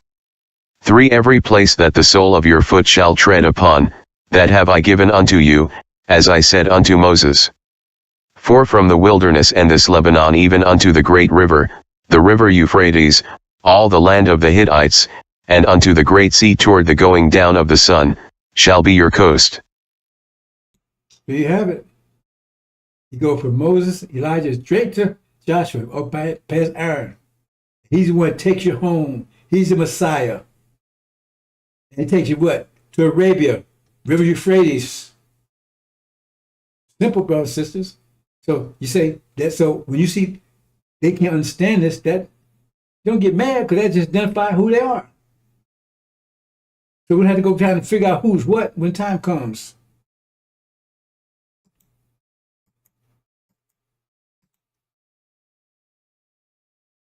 Listen to this.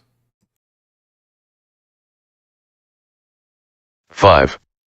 There shall not any man be able to stand before thee all the days of thy life, as I was with Moses, so I will be with thee, I will not fail thee, nor forsake thee. 6 Be strong and of a good courage, for unto this people shalt thou divide for an inheritance the land, which I swear unto their fathers to give them.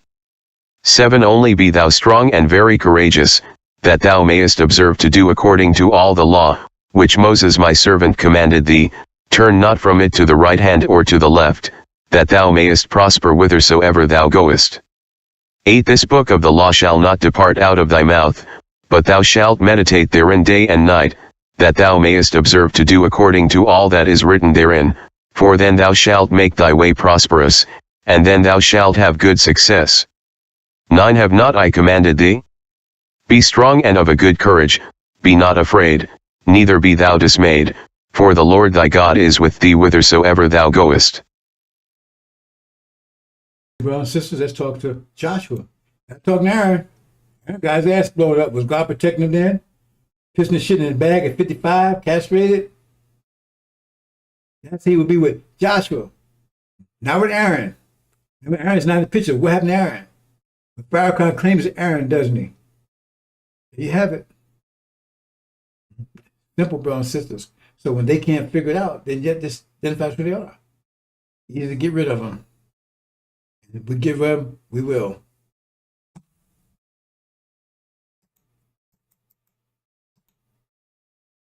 Okay, I'm going to leave it there, brothers and sisters. Time is running out. Any day now. The Levites had to get together. They put themselves in this situation. That's why they were left on a tribulation. They got to come together. They got to start. Nobody's going to think for them. They got to start thinking themselves. Don't say it just them, because I had to do it. I had to do it. I've done it. I was the same situation. I grew up just like they grew up in the hood, knowing nothing, having nothing. I broke through. to show them that they could break through.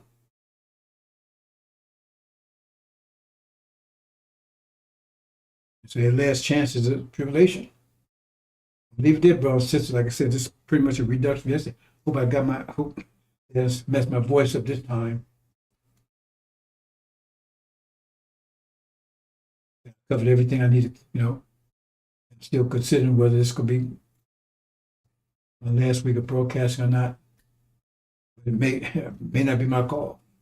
Because what's going to happen very soon, brothers and sisters. This November,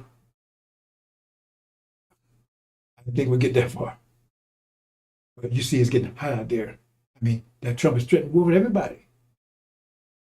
Everybody said, man, something's going to break loose in a minute. And they're talking about testing nuclear weapons. They said the Crown Prince of Saudi House of Saud, Prince, whatever his name is, they tried to assassinate him a couple of days ago.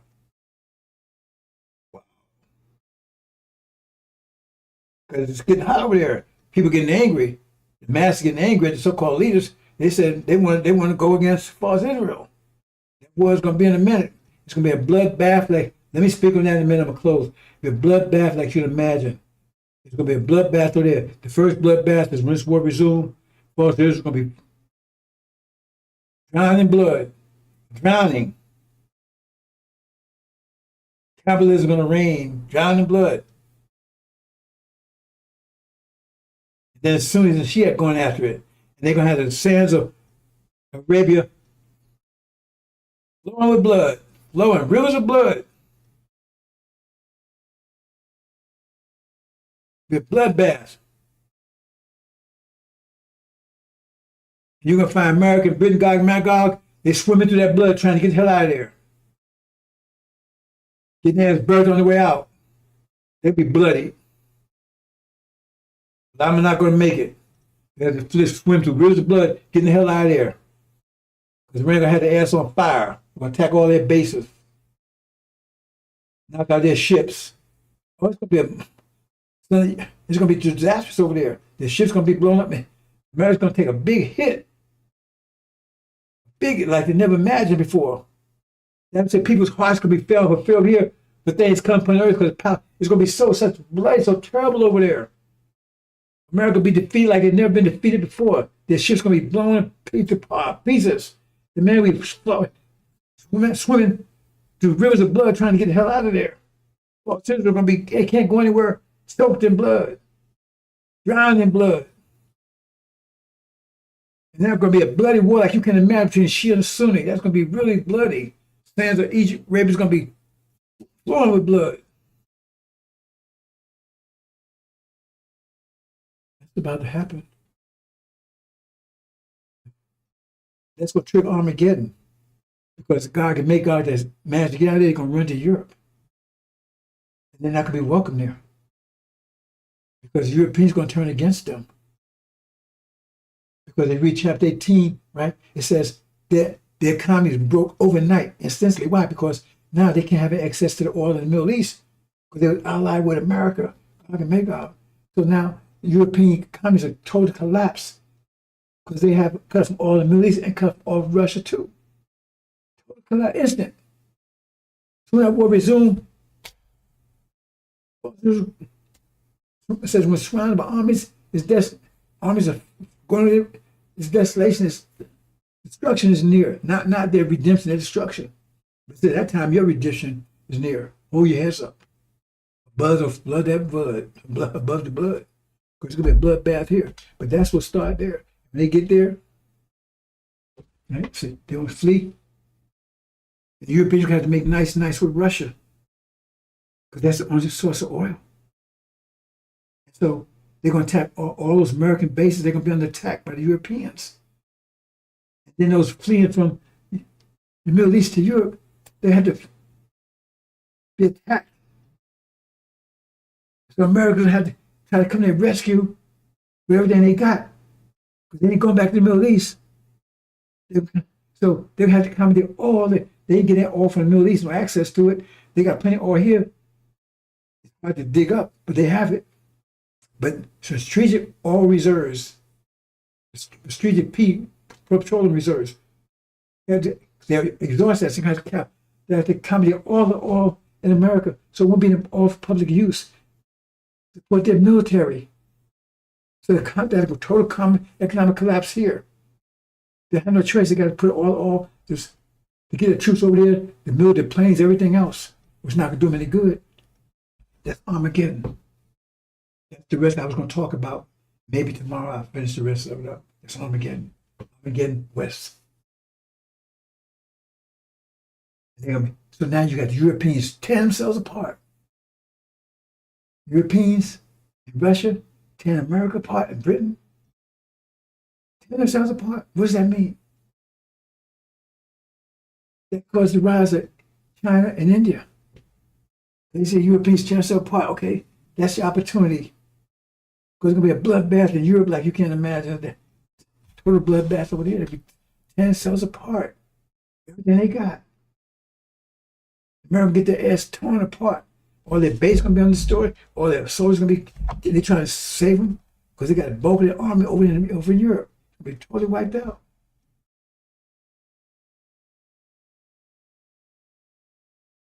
It says men's hearts failing for fear of those things come upon the earth that's here. That's the ram over here that's going to be attacked by the goat in Daniel.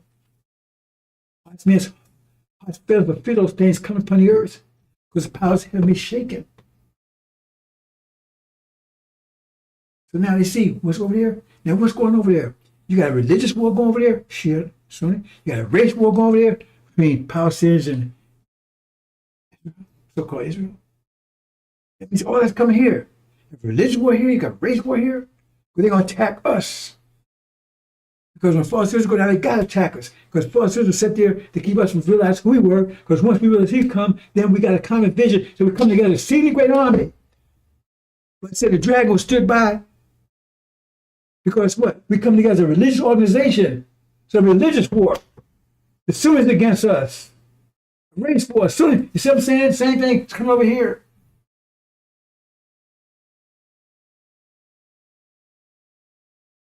Blood's going to flow. Not our blood, their blood. Unless we just stupid. Total disaster over here. And so worse over here than over there. It was a strange thing here. Race war, religious war, civil war. What's civil war? Demons against the devils. All the same family, just black Caucasians, white Caucasians. Civil war. What? Total disaster here. Separate the demons from saints. Saints will come together, fight their way to get the hell out of here. The demons will try to fight, take this country. They'll try to march low, it's going to fail. All the diversity, all the so-called Indians here and whatever, right? They're going to be eating. It'll be the food. She's going to run it. All these stores, Walmart, they'll be empty in 5 minutes. You wouldn't want to go there anyway. You got to fight to get anything that's in there. Everybody fighting for something in there. And if you manage to get something out, you come out, they're going to blow your head off. We got people waiting outside. We ain't going to fight. Just wait somebody, wherever they come out, we're going to take what they got. It'll be a total disaster. They can eat their own children. Some of these people eat their own children, eat their own dogs, but they won't see dogs around too much longer. Total bloodbath here. It says, those that went to tribulation, Russia rose in blood of the Lamb. Why come out blood? Keep on blood, blood, blood. They're going to have to wade through rivers of blood here. The men's hearts feel those things coming upon the earth in anticipation of what they happen when it gets here. It's going to be monstrous. You're going to see it this year. 2 more days, it's going to be triggered. It said that demon will go those 5 months. So we start here, what we talking about? November, December, January, February, March, spring. But you'll be home next year. Those of you to make it home. Then there's another war. taking everything back. Let me say this one thing, I'm going to close. See, once you understand what's going on over there. Remember I said they didn't want to cut us down, took everything we got? So they're the ones that cut the tree down and broke the tree's power, right? With the tree. Says the Arabs, the holy ones, cut the tree down, broke the tree's power. Right? How they do it? By giving us in the hands. And that tree had a band of, that's what I got to mention, it had a band of brass and a band of iron around. That means the false Israel and the Christians. They're the ones that enslaved us. Oh, it wouldn't all. It tells you both of them are guilty. That gets to that flies. I ain't talk about the plague of flies. I'm maybe talk about that more tomorrow. Because what's going to happen is they talk about anti-Semitic. You see part of it going on right now. All the so-called anti-Semitism and all this stuff, that the conflict between the so-called Jews and everybody else. The Jews, and they're the plague of flies. And you say, well, America got defeated over there. Why don't they go back and save false Israel when it's under siege? And why don't they go back to help them? Why they run to Europe? And Trump won't tell them why. Because it's Michael and his angels. And like I said, they said a while back, about a year or so ago, that they had one of those. They got a picture. I keep forgetting to put in here. I actually got the video. They showed the video with one of those smaller planes. Matter of fact, a small plane was flying around over in Arabia, and they saw it on the radar. And they shot a Hellfire missile and hit it. And the missile hit it and exploded. It didn't do anything to the thing. They just looked at it and just took off. Over in the Middle East, said Michael and his angels. Because Michael's is going to destroy, neutralize his nuclear power and destroy their air force. Air power. Destroy it, wipe it out.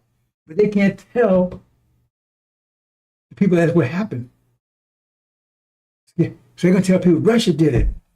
See, because they're going to be at war with Russia in a minute anyway. Russia the one that helped Iran. That's why they won't go back over there, because they know the truth, because they can't stand against those planes. So you got the bosses over here tell, how can you go back? They're going to be, remember, they control all the industry and everything in the country. They're going to threaten, we'll stop this, we'll slow this down, we'll do this. If you don't get back over and help, they're going to demand, because remember, it's their lobby and everything that's controlling America to help false Israel. They said, no, and they're going to threaten Trump. You got to know, Trump ain't going to do it, but you can't tell him why he won't. He won't go back over there. So they're going to whatever infrastructure, make a total economic collapse, right? But it's going to also electronic collapse and everything else. Because who controls Facebook? Zuckerberg. Who is he? Was Israel. So forth, so on. They just bought CNN, didn't they? You know what I'm saying? So we're total electronic, everything. That's the play that flies. Because they're going to try to get America to go back and try to protect false and they won't do it. And it's angels. And so that's what they're going to threaten. And they're going to do it here. All the infrastructure and everything else. So aside from the total economic collapse. Even stuff you don't need gas, electricity, all that stuff will be shut down. All the electronic media, the media and everything. They're going to threaten you. Totally chaos. Everybody's going to be after everybody. It says the sword within and the sword without. Total chaos. The Levites, they're going to witness all of it. They're going to wade through blood, rivers of blood. That's what's happening here. But it says lamb and elect will be taken out. Taken out to where? To Arabia, preparing. Because, like I said, our power is broken by them giving us into hands of Gog and Magog. It falls Israel.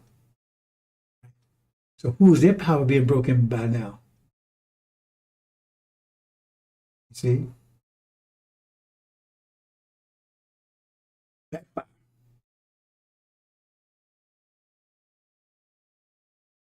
Everything is consequence. I explained it more in detail yesterday, so you can go and look at it. Then we're going to come back and take every damn thing they took from us. Everything. That's the next war. So elect and Lamb going to be sitting there waiting for Levi to show up.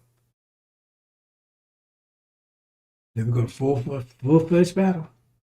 In the stands, not in the cities. Because all that city stuff is being spared, saved. And in my Father's house are many mansions. All that will be reserved. As soon as they're going to destroy it, because they think they're going to win, and they're going to go back to their homes. They destroy it, knows all the beautiful homes and mansions there. Sisters, go for it. Hope you understand, brothers and sisters. I'm going to leave it there. Assalamu alaikum.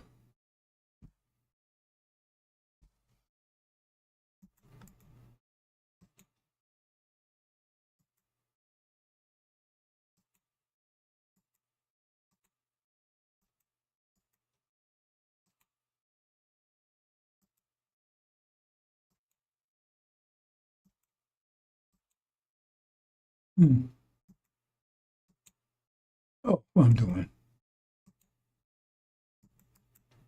1.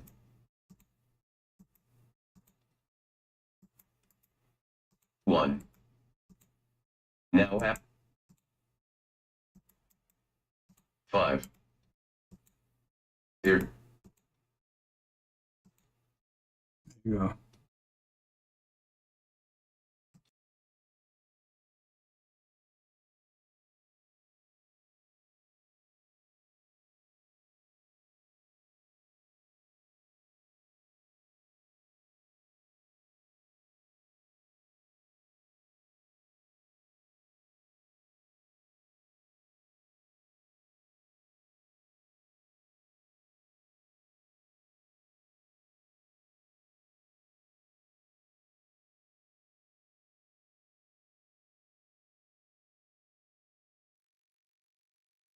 We have a lot of that going on, but we're taking care of our farmers. We can't let our farmers not have anybody, these are these people, you can't replace them very easily. People that live in the inner city are not doing that work. They're just not doing that work. And they've tried, we've tried, everybody tried.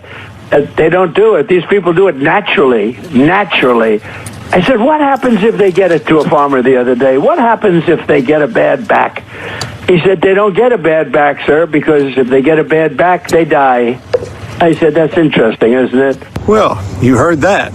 Donald Trump is a believer in eugenics. He believes that white people are the superior race. And inner city is code for black people. And he believes black people cannot now work on the farms. I guess they're not good enough for that.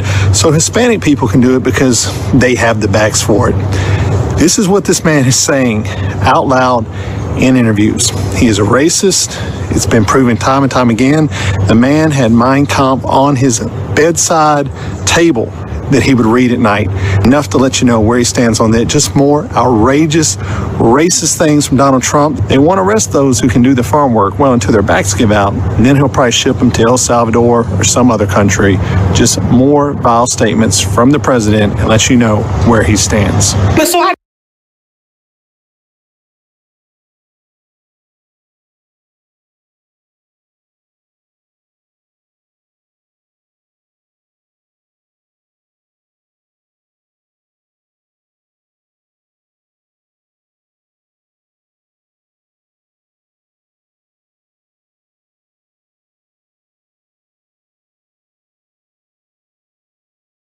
When they were arresting people for praying outside of abortion clinics. I mean, I do think the UK, and I say this as, someone who is half English, I think it's like reached, or it is quickly reaching a point where democratic reforms are going to be pretty tough because of the demographic change. And that, of course, the point of importing all these people is to overwhelm the people who live there who disapprove of the program. So you don't have to care what they think because you just bring in new people and their will becomes like all that matters. And so I don't think you're going to fix these things through elections at some point, probably pretty soon. And I just worry a place like the UK, Canada is another, a bunch of different countries in the West are at the point where they're literally revolutionary. They are poised for revolution, and as someone who really doesn't support revolution and hates violence and hates civil war above all, I'm worried about that. I mean, I don't see how this is fixed. Starmer, who's, you know, he's just an instrument of larger forces, but he's a poisonous character, obviously, who's really hurt your country. He's in there for, what, 4 more years? And so you wonder, like, people are going to start to get really radical in a scary way. Like, I think this is going to happen. And the people in charge don't seem to care. Well, you're already seeing it. You are seeing the anger beginning to manifest itself. And I completely understand the anger. I don't, like you, I abhor any form of violence. But I do understand the anger when you have, you know, Keir Starmer campaigned on, I'm going to smash the gangs that allow these little boats to come over the channel, delivering tens of thousands of people illegally into the country. And they then get put into these so-called asylum hotels where they're given a pretty good lifestyle, certainly a far better lifestyle than many people really struggling at the moment in the UK. And of course, far from smashing the gangs, it turned out yesterday that he's smashing new records for the number of people coming in illegally on the boats. Of course, it's out of control, and the British public are reaching a point of saying, we are done with people coming in illegally and being treated better in a more comfortable and more luxurious manner than we treat our own people. Well, the whole point is to humiliate and degrade the indigenous population of the British Isles, the white population. I mean, that's the whole point. And are they really going to do something about it? What would that be exactly? Public are reaching a point of saying, we are done with people coming in illegally and being treated better in a more comfortable and more luxurious manner than we treat our own people. Well, the whole point is to humiliate and degrade the indigenous population of the British Isles, the white population. I mean, that's the whole point. And are they really going to do something about it? What would that be exactly? You'd really have to force a lot of people to go back to their countries of origin, millions of people, and you need to do it really soon. And are they actually willing to do that? I don't know, but these are existential questions that we have been browbeat into ignoring for decades. But the question is, like, is Ireland Ireland? If it's majority non-Irish, oh, shut up, they're Irish. No, they're actually not Irish. Same with the UK, same with England, Scotland, Wales. Like, it's all changing so fast. Nothing like this has ever happened in all of history, except when, say, the Mongols swept across the steppe and raped everybody. Like, that was true demographic change on this scale. But even that wasn't as profound as what we're seeing in every white country around the world. I would say the West, but Australia and New Zealand also. So, like, what is that? Now, my brain is not big enough to understand what that is. I have a lot of theories about it, but I don't know if they're true. All I know is what the numbers are, and that's real, and no one feels that he can say it. Everyone's like, oh, well, if that were happening in China or India or Malaysia or Senegal, it doesn't matter. You'd be like, what the hell is that? Like, the population's totally different. Look at graduation. Pick, I don't know, King's College Law School, and look at the graduation picture for the last 30 years. Who's in it? Just, like, let your eyes tell you the truth for once. Like, this is a total change in population. Is it better? Is it worse? Can't have that conversation. Who's pushing this? Does the population want it? The population clearly doesn't want it. There's no polling that's meaningful on the subject. I mean, there's no referendum on it. You don't get to decide. You've got no voice in it, other than you get to go to jail if you complain loudly enough about it. What is this? I think it's the biggest and darkest thing that has happened in the last 1,000 years, for sure. And I think it's leading somewhere really, really bad. It's not happening by accident, that's obvious, because it's only happening in white countries. I mean, I think that... Oh, shut up, white supremacist. Well, in fact, I'm not a white supremacist. Well, I'm just noticing what the hell's going on. I think most people I've spoken to about this in the UK, most people have always viewed the UK to be a very tolerant, multicultural, cosmopolitan place to live. That's why so many people want to come here. And people have no problem with that. And it's been very successful for a long period of time. But it's multicultural? What does that mean? We have a lot of different people from different countries, different cultures, and it's always worked historically. So is Sharia law in a multicultural country, is Sharia law What does that mean? We have a lot of different people from different countries, different cultures, and it's always worked historically. So is Sharia law in a multicultural country? Is Sharia law every bit as valid as English common? No, people don't want Sharia law here. No. A lot of people do. Wait, hold on. I don't know what you mean. Multiculturalism itself is a lie designed to subvert a society. No, a society has a culture. You can argue about what it is or ought to be. It's not necessarily the same as race. It's connected to race, but it's not the same. People from different races can buy into your culture. That was kind of the beauty of the West. But a multicultural society is not sustainable. There's never been such a thing. Your society is one about culture will dominate. Hang on, Tucker. Surely the United States of America, given the very way it was created, is the epitome of a multicultural society. And my point I was going to make to you was... It's absolutely not. No. It's a multiracial society. Yeah. Though it was not actually a multiracial society up until pretty recent. It was just like 90% white for most of its existence, but whatever. But you did have different peoples, you had different religions. That was all totally fine, but there was one culture as American culture. There's no such thing as a multicultural society. It's not sustainable. One culture will overwhelm the other. Again, it's not the same as race. It's not identical to race. It's connected, but it's not the same.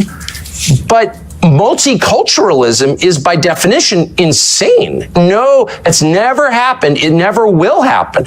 One culture will predominate. It will impose its values on everybody else. I mean, the gay thing, which was not a thing 40 years ago, gay was a slur, all of a sudden becomes multicultural there. There's one culture, and it's required. And that's true in every society because a culture is a commonly agreed upon set of values, which in their firmest form are called laws. But those values can evolve. This is true everywhere. But those values can evolve. Of course they evolve, but there's only one set of them. It's not multicultural. There's one set. You worship one God in every society. Sorry. But your country's values were established by the United States Constitution, and that's had, 26, 27 amendments, right? So your own values, as determined by the founding fathers, they have evolved and been changed to accommodate changing time. There's no doubt. Look, I'm not even arguing against change.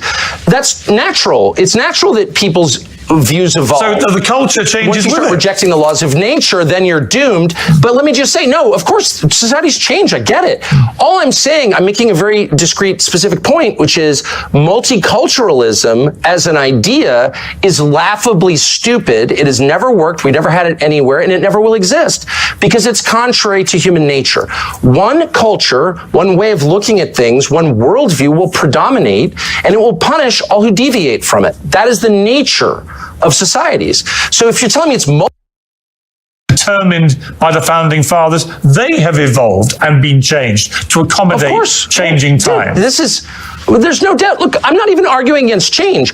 That's natural. It's natural that people's views evolve. So those values can evolve.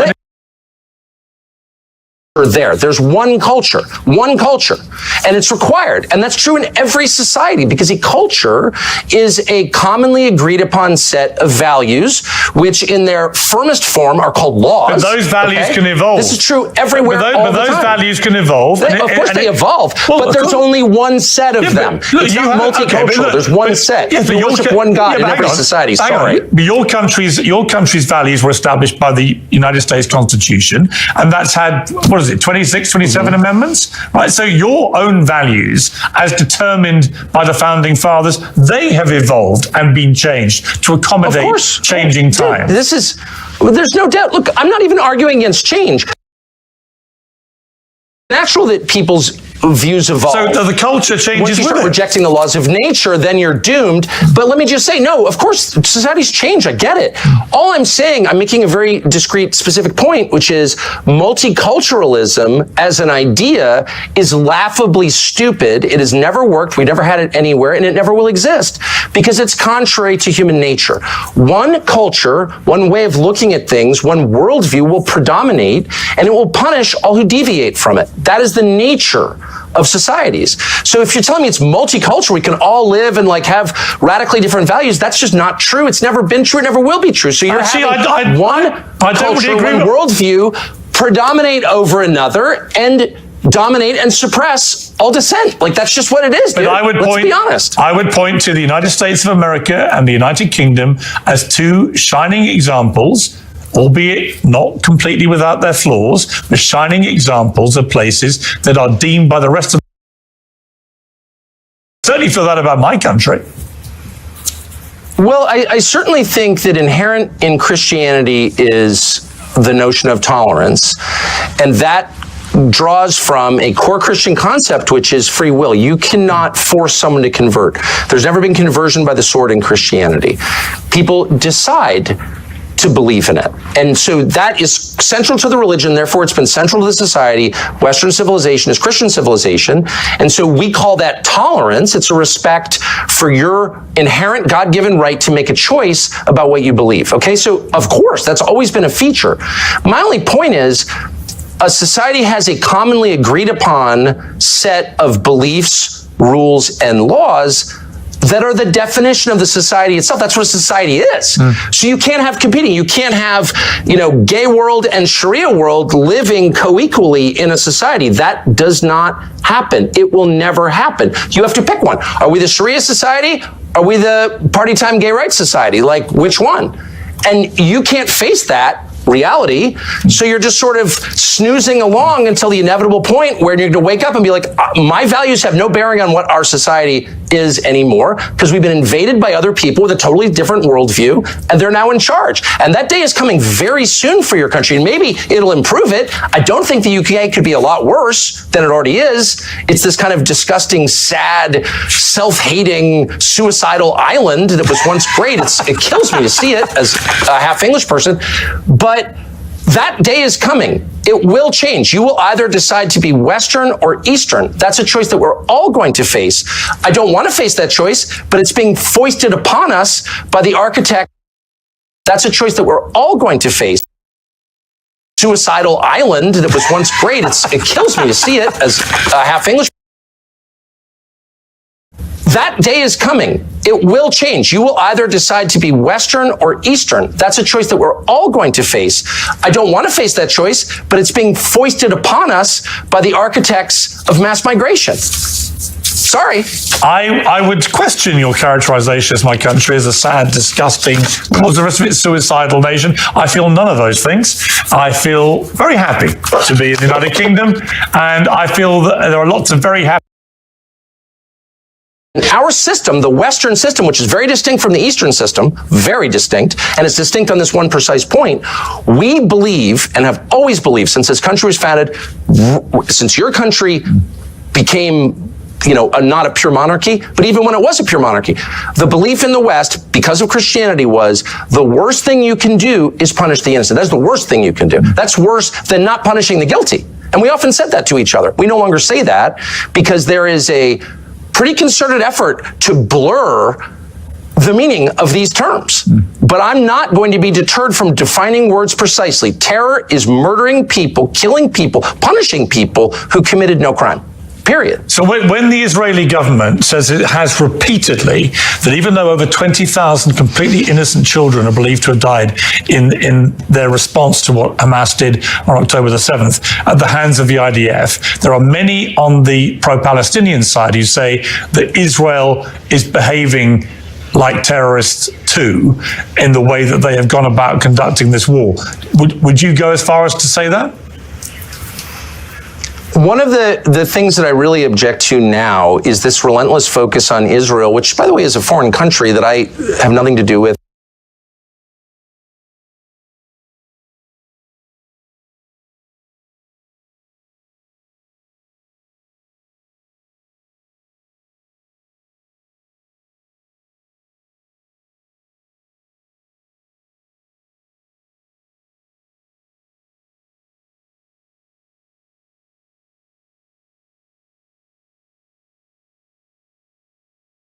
We've done this before. Now, maybe today things are different, and we will end up living in a nation that is sharply divided and may ultimately produce something else. But I'm an American. I love my country. I want to see it stay together. I'm interested in social cohesion, which means that I think our laws, customs, and culture have to be dominant. We can accept some diversity on the edges, but not fundamental division. I think we're in a state of fundamental division. So when I bring up Sharia law, I've sat in many discussions with many people that said, well, I don't care what people look like, but I do care about Sharia law, and I don't want that practiced anywhere near my family or in my country. And that's something you should be aware of. So the notion that someone can come here and say, well, that's part of my religion and we're going to abide by Sharia law, they're going to find serious resistance and opposition in the country. And as I clarified, It's because it matters. It's this thing we call societal cohesion. Nations do not exist on their own. They have a core population. Our core population from the very beginning was always at least 80% European and Christian and about 15 to 20% African. But when you start bringing in huge numbers, millions, who are fundamentally different from the core population, you are going to get violence, anger, and conflict. How many times have you heard people say, if you bring people in from the developing world, what do you get? The developing world. And now we've got that. You can't bring in hundreds of thousands of people from Somalia, plant them, of all places, in Minnesota, and then be shocked that, no, they're not Americans. They're not really interested in being Americans. They're foreigners living on American soil. Nobody wants to say that publicly. If you do, oh, well, you're a racist. Well, you know, the world is full of racists. The real war that's going to decide our fate is not going to be fought anywhere overseas. It's going to be fought right here inside the United States. Are we going to survive as a republic, as an English-speaking republic that rests on the foundations of Western civilization? Or are we going to become something else? One point that is The Constitution was completed in 1789. I think we had 5 million people living in the 13 British colonies. We were 90% white, that is excluding the Africans that were in the country who had been brought here as slaves. But we were 90% white. We were 90% Protestant.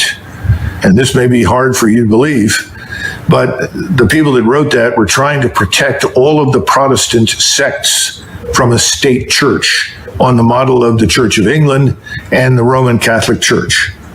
That's one of the reasons it was almost 100 years or more after that before people began to finally accept Catholicism as a religion, because it was viewed as political power. My point to you is the Constitution is outdated. The way we are governed is outdated. It has to be re-examined. Nobody in 1789 imagined that anybody would come to the United States except another lunatic, religious fanatical Protestant who hated the Church of England. That's what people feared. That's what they thought of. The Constitution that we have does many good things, but I would argue that the Bill of Rights is ultimately more important. The Bill of Rights is vital and essential, and that needs to be defended. But the Constitution and the way we govern and the things that we're doing, it's out of date. It doesn't fit our needs. And that's back to my comment on something given has no value. You have to earn it. And we haven't made anybody earn their place in this country. I'm talking about people like me that have been here forever. My first ancestor stepped off the boat in 1681. So we've got to get back to some notion of national service, because national service promotes national integration. It addresses some of these problems that you're discussing. Now, I know that you may not want to conform and may not want to be as I am, but I'm an American and nobody questions that. Nobody ever will. If you don't want to stand out and be questioned, then I suggest that you change your appearance, because I don't think it's life or death for you to wear what you wear. I think this conversation. It's not fine, because it's leading to violence that could have otherwise been avoided. You see, every great nation, every large nation can always accept some number of people into its ranks that are different from them. It's always been the case. But if you suddenly import millions, which is what's happened here and happened in Europe, then you threaten the core gene pool. What I'm trying to tell you is there's a problem. And we can all think that there isn't, and you can insist there isn't, but that's the view. And I think it's incumbent upon all of us to address it, truthfully and openly. Stop pretending it's not a problem. It's a problem. I mean, what's also a problem is white supremacy. And that's No, because of you're saying you're different, you're going to remain different. And you don't think that if that's not compatible with being an American, then the hell with it. That's what you're going to do. well, then what do you make then of, white American people who convert, let's say, to Islam and choose to cover? Are they not American anymore? Listen, if they want to do that, that's obviously their business. I don't know how many are out there that do that. I think again, it's ill-advised. I think you have to hold the society together. There has to be an agreement on certain things, customs, culture, way of life. And unfortunately, if you're going to practice rigidly a brand of Islam that demands certain things, and this is why I asked right off the bat, do you support Sharia law? I'm a Muslim. What being a Muslim means is I follow the guidelines of my religion, which is a peaceful Does your religion dictate to you Sharia law? My religion dictates to me to be a good human being, to be good to my neighbors, to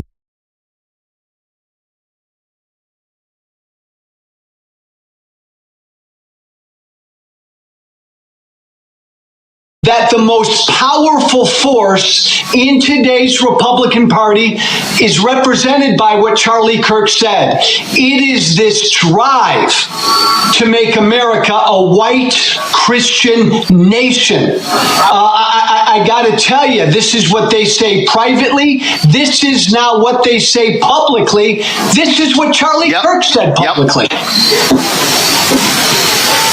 And Joe, again, one of the reasons I wanted to have you on, because you know these people very, very well. Yeah. You said it yourself. You were one of the strongest voices. You were one of the folks who understood the incendiary language when you were in Congress, when you had your radio show, and how people loved when you did it. And then when you chose to apologize for that and turn away from it, oh my God, they literally have just tried to destroy you because of that. Yeah, again, you know the deal, Roland, right? I came out publicly against Trump 7 years. For 7 years, I put up with death threats on a regular basis. Nobody is welcome in that party unless you bow down to what this force is, this MAGA force. And again, look, there have been some people on the left who've celebrated Charlie Kirk's murder. Shame on them, be better people. But this is much worse, Roland, what my former friends are doing on the right, because they are turning this into a holy war. When you say we declare war on the left because of what some 22-year-old young guy did in Utah, and then you declare war on the whole left, that's a lot worse than celebrating Charlie Kirk's murder, because that's dishonest, but that's also inciting hate and violence. And Roland, look, Trump's an idiot. So yeah, Trump says the left, the problem in the country is the left. J.D. Vance is not an idiot. What did J.D. Vance say today, right? He was subbing for Charlie Kirk on his radio show, and he spent the entire show going after the left, going after them, them. Man, Democrats need to wake up, Roland. This is a really serious deal by my former colleagues. The stuff that I hear privately from them right now, Roland, for the last 5 days, I mean, they want to go to war. This is a holy war. Oh, it absolutely is. And what really jumps out at me on this very thing here, Joe, and I've been saying this, I played the speech 2 weeks ago that mainstream media just ignored, of Missouri Senator Eric Schmidt, who gave a speech at NatCon, Peter Thiel's group, where he literally gave a white nationalist speech where he said our ancestors fought for this country to to be ours and no one else. He was talking about white people. He was basically saying if you are black, Latino, Asian American, or even Native American, America is not for you. And folks just ignored it. And so people need to understand, again, what they're saying, why they're saying it. And yes, there are many evangelicals, any very conservative white Christians who are pushing this as well. And you nailed it. They want a holy war. They want a race war. They want this to be a white country. It is clear as day. And Roland, really important point. Charlie Kirk at only 31, the impact he had because he was one of the most successful pushers of this white Christian nationalistic idea. And so I think that's why all of his defenders are out there so strenuously denying he said anything divisive, because they know if you really go through Charlie Kirk's public record, everything he said about people of color and black women and Muslims and gays and transgenders, if people took the time to go through all of that, and that was put out for average people to see, they'd be blown away by it. That's why his defenders are like supercharged right now. They don't want that record to be seen. Today, you mentioned, and I mentioned as well, Vice President J.D. Vance sitting in to do his show. And listen to this man just blatantly lie, Joe. Play it. I read a story in The Nation magazine about my dear friend, Charlie Kirk. Now, The Nation isn't a fringe blog. It's a well-funded, well-respected magazine whose publishing history goes back to the American Civil War. George Soros's Open Society Foundation funds this magazine, as does the Ford Foundation and many other wealthy titans of the American progressive movement. The writer accuses Charlie of saying, and I quote, "Black women do not have brain processing power to be taken seriously." But if you go and watch the clip, the very clip she links to, you realize he never said anything like that. He never uttered those words. He made an argument against affirmative action as a policy. He criticized a specific Supreme Court justice as an individual. He never said anything about black women as a group. He made an argument for judging people of all races and backgrounds by their own individual merits. Bullshit. Okay, Joe, this is actually what he said.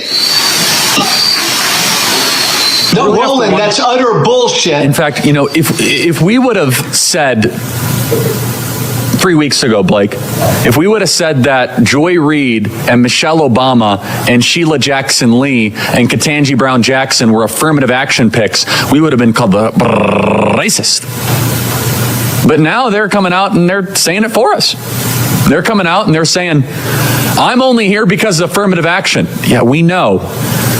You do not have the brain processing power to otherwise be taken really seriously.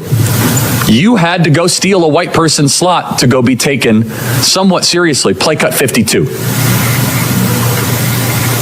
But I rise today as a clear recipient of affirmative action, particularly in higher education. I may have been admitted on affirmative action, both in terms of being a woman and a woman of color. All right, Joe.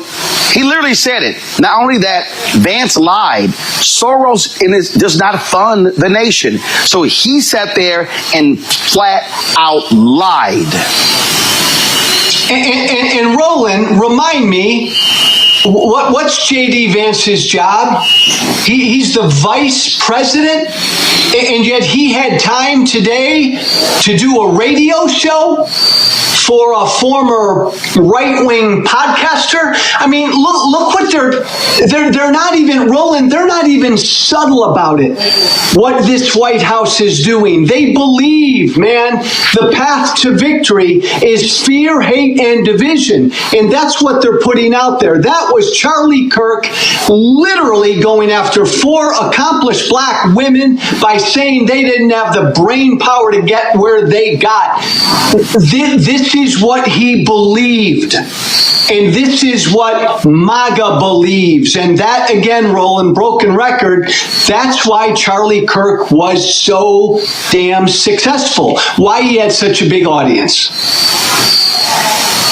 Yeah, and not only that, you take Nick Fuentes, who's to the right of Charlie Kirk. The night of or the day after Kirk was shot and killed, Fuentes had 200,000 people watching him live. And so what you have this fervor. And so when I listen to Trump and Vance and all these people talk about, how the left, they're indoctrinating. No, and you know this very well, the indoctrination. We've had people who formerly are with Turning Point USA put out videos talking about how it was really this cult-like figure, this messianic figure, as they sort of set Kirk up as, and how they want them to follow that. And so that's what's going on here. These people are not trying to have open dialogue. And not only that, Joe, you take Trump, okay? Trump was very clear in saying he was not going to call Governor Tim Walz after those 4 folks were shot in Minnesota. 2 were killed, including former Speaker of the House and her husband. Now today he's saying, he never even heard of Melissa Hortman, and if the governor had asked him, he would have, of course, lowered the flags to have staff. I'm sorry, he's also lying. He knew about her. He knew about the shooting, but he was so arrogant that he said, 2 Democrats, a Democrat Speaker of the House shot and killed. Yeah, I don't care, but lower the flags to have staff for Charlie Kirk. Flies body on Air Force 2. Do a memorial service at the Kennedy Center. Do another one at the Arizona Cardinal Stadium. Give him the Medal of Freedom. And I'm telling you, they're going to give him a state funeral. That's what you're seeing right now. And then you got Peter Hegseth going after members of the military who said anything negative in the aftermath of his death. You've got Kirk supporters creating a database of people of every social media post, and then even Vance saying in the podcast, you call their employer. So the so-called free speech people all of a sudden are saying, if you say anything negative about Charlie Kirk after what took place last week, we're going to come after you, come after your job. I thought they hated cancel culture, Joe. Yeah. Roland, I remember back in my right-wing radio days, I would come on every day, and there was always some story about some leftist group on a college campus that couldn't handle speech that made them uncomfortable to say.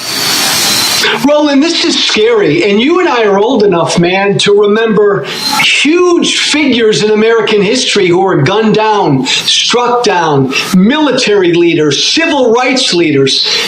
We are treating this 31-year-old podcaster, MAGA influencer, like he's Jesus Christ. So I come from the right. Why are my old colleagues and friends on the right doing this, Roland?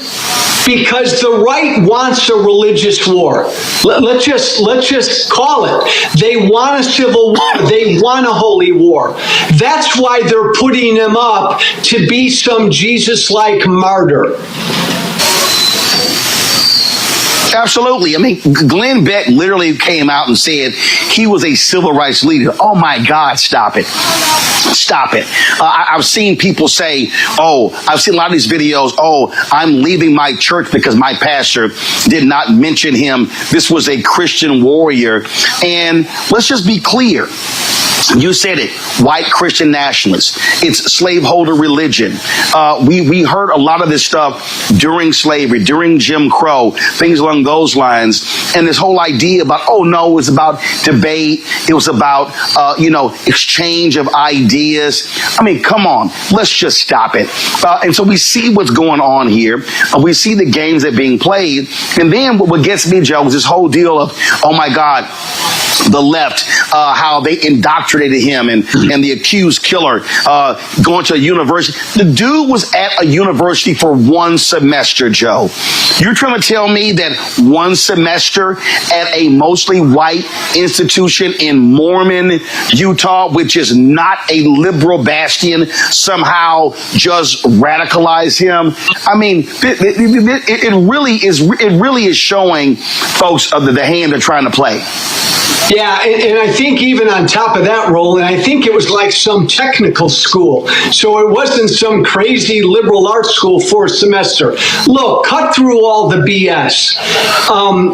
The Speaker of the House, Mike Johnson, has publicly said that America should be a white Christian country. This is what animates my former party. Roland, you know me, right? Tea Party Hellraiser. I don't come from the left. I left the Republican Party when the Republican Party became MAGA.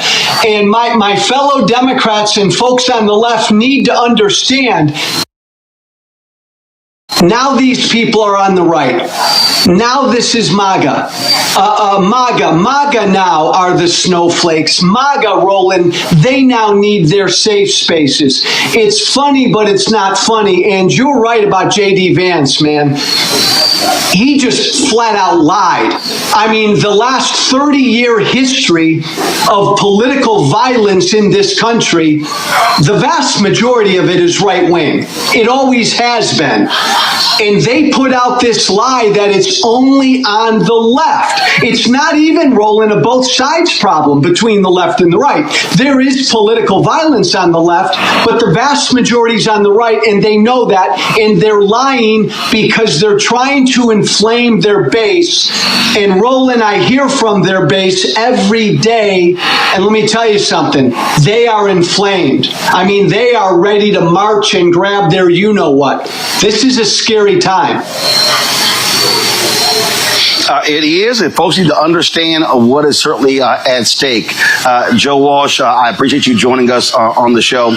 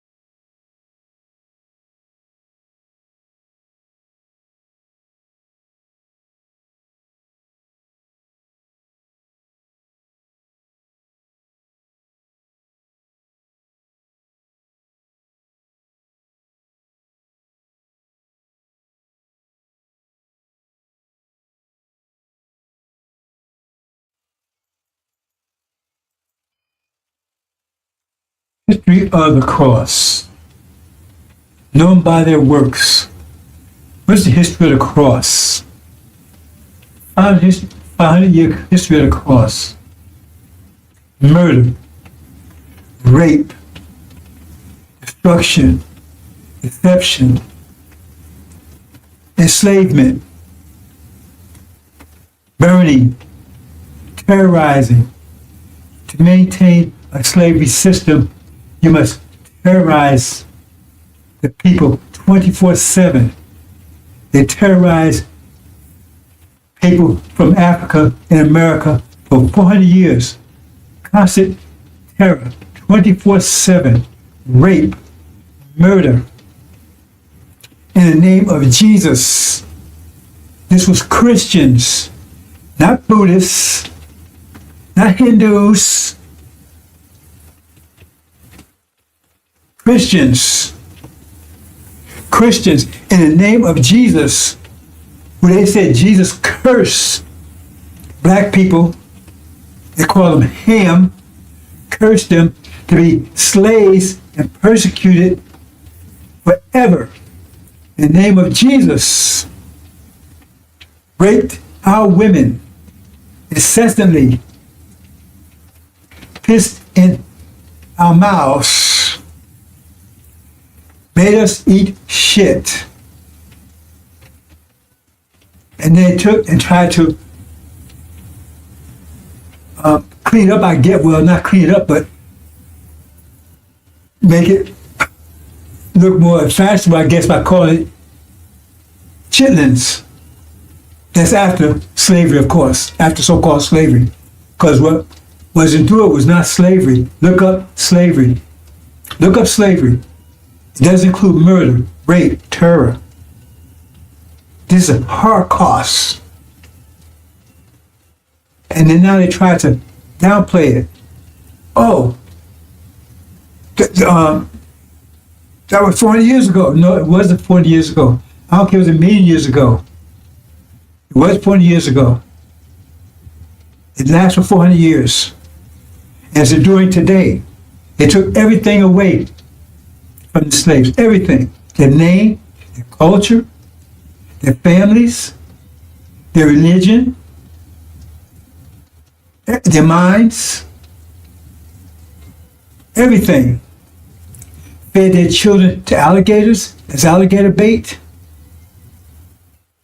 And then they talk about what's going on in Gaza when they did 1,000 times worse. What's going over in Gaza now is simply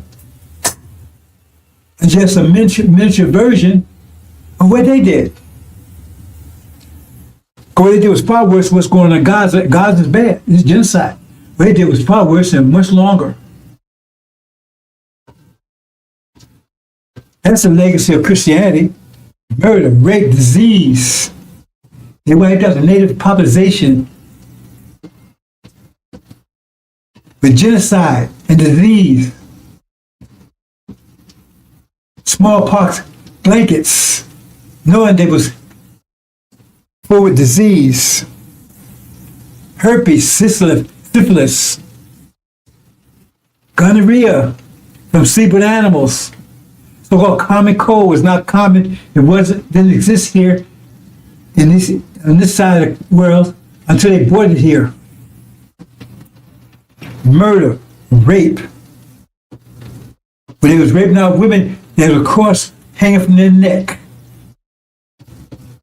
And again, they taught blacks that this was God's will. God's will. The enslavement of our people. And they continue on even today.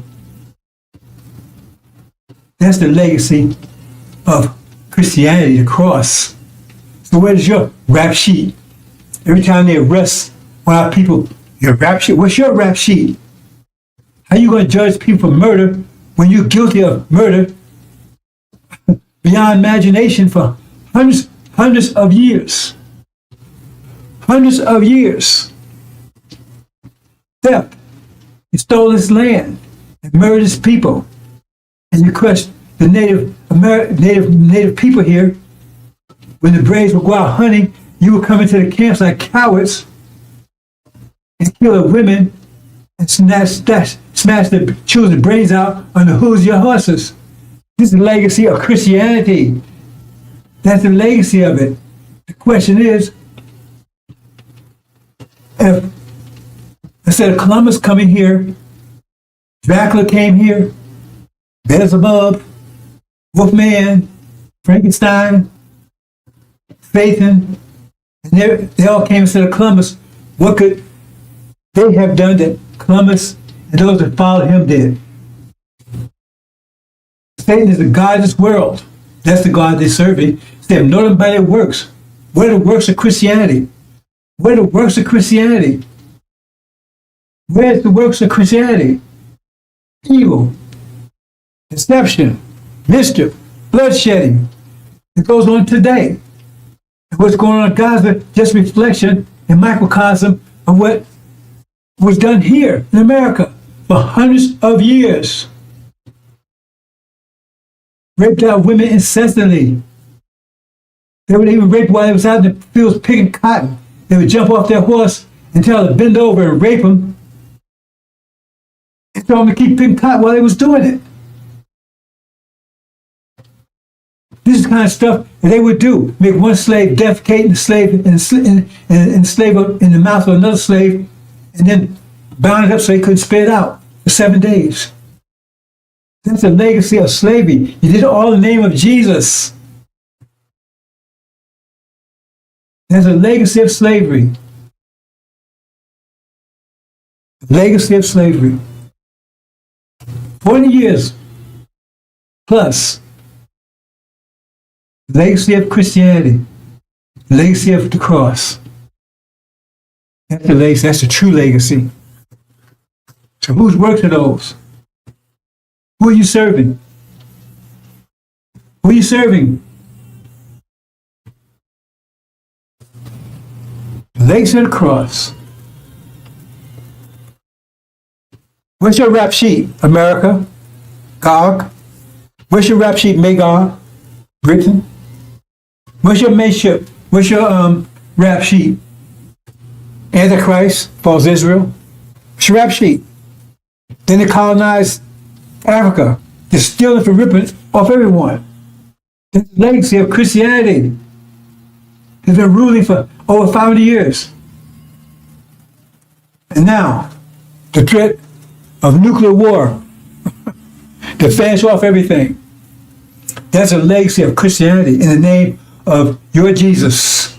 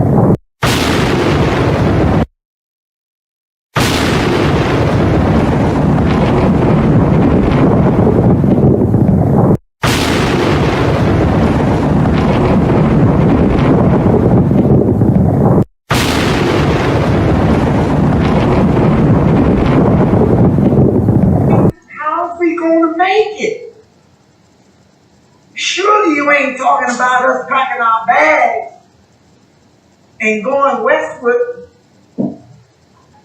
or going out there in the land. Ain't no cities, no towns, no infrastructure out there. Surely you ain't talking about that, are you? No. We ain't going back to Africa. No. This is your land. Our sweat, our tears, our blood has earned us the right to the land. What God wants you to do is come out of their ways. Come out of their pagan holidays where you should be honoring Jesus. You are out here buying bunny rabbits and inviting your children to paint eggs for some Easter hunt. Come out of her. Get the Santa Claus out of your house and a tree That is the way of the pagans. Come out of St. Valentine's Day. The heck is that? Excuse me. Come out of her name. Come out of her religion. Come out of her culture. Come out of her way of life. Come out of her educational system. Back to their people. When they was put off on the shores of North America. And the ship, Jesus, that John Hawkins brought our best hero. They stood and stared at it disappearing in the horizon, crying, wanting to return, with their hands stretched out towards that ship, and tied in chains themselves, bound together.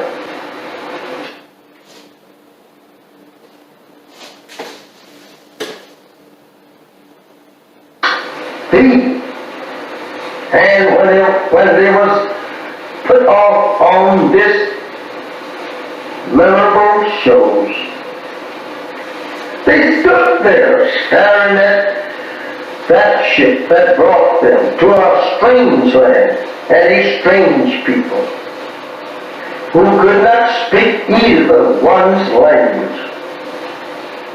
Now they have to live in a strange country and a strange people who had proven to them every mile from their native land that they were going to be the worst enemies that they ever lived with. They were going to be the people that would destroy them. They soon discovered that on this ship that they were being brought here on. I don't know how we should say anything in the name of Jesus of good for us when this ship was named Jesus. This is how that we have always been deceived by the white man, trying to use Jesus, the name Jesus, to lull us off in a mental sleep, thinking that we are on our way to heaven. This is terrible. My beloved brothers and sisters, this is very hard for us to even to accept today. Imagine our parents standing crying to return to their native land and people, and you here today crying to stay with the very enemy that brought our fathers in subjection to their will. You are now turning your face from your own native land and turning it back towards our own prison house and our own enemies who have destroyed us and seeks to further destroy us. How do you feel? How do you feel? Not wanting to return to your people. They are trying to make love with the very people that destroyed you and your parents. How do you feel acting such? And even today, they are beating and shooting you down throughout the country. There is no justice here for you and me. Why is it that you want to be separated and be returned to your own? I ask you that question. Think over your parents on the eastern shore of North America, and praying to God to be returned to their arms 400 years ago. How would they like, or you like to see them rise up in the judgment condemning you for being such fools as now want to live in the land that absolutely enslaved them and killed them and beat them for 300 long years here. They would condemn you as being fools for not wanting to be separated and go to your arm, build up a nation for yourself after the white man say you are free. Remember that.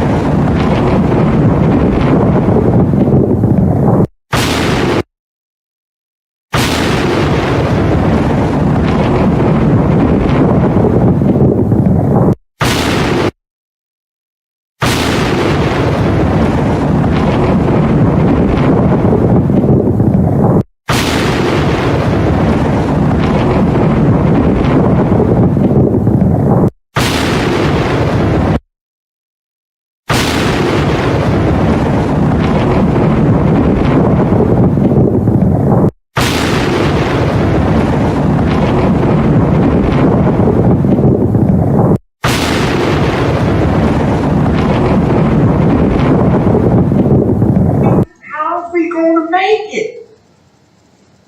Surely you ain't talking about us packing our bags and going westward or going out there in the land. Ain't no cities, no towns, no infrastructure out there. Surely you ain't talking about that, are you? No. We ain't going back to Africa. No. This is your land. Our sweat, our tears, our blood has earned us the right to the land. What God wants you to do is come out of their ways. Come out of their pagan holiday where you should be honoring Jesus. You are out here buying bunny rabbits and inviting your children to paint eggs for some Easter hunt. Come out of her. Get the Santa Claus out of your house and a tree that is the way of the pagans. Come out of her. St. Valentine's Day. What the heck is that? Excuse me. Come out of her name. Come out of her religion. Come out of her culture. Come out of her way of life. Come out of her educational system. Put it back to their people. When they was put off on the shores of North America. And this ship, Jesus, that John Hawkins brought our best hero. They stood and stared at it disappearing in the horizon, crying, wanting to return. With their hands stretched out towards that ship and tied in chains themselves bound together.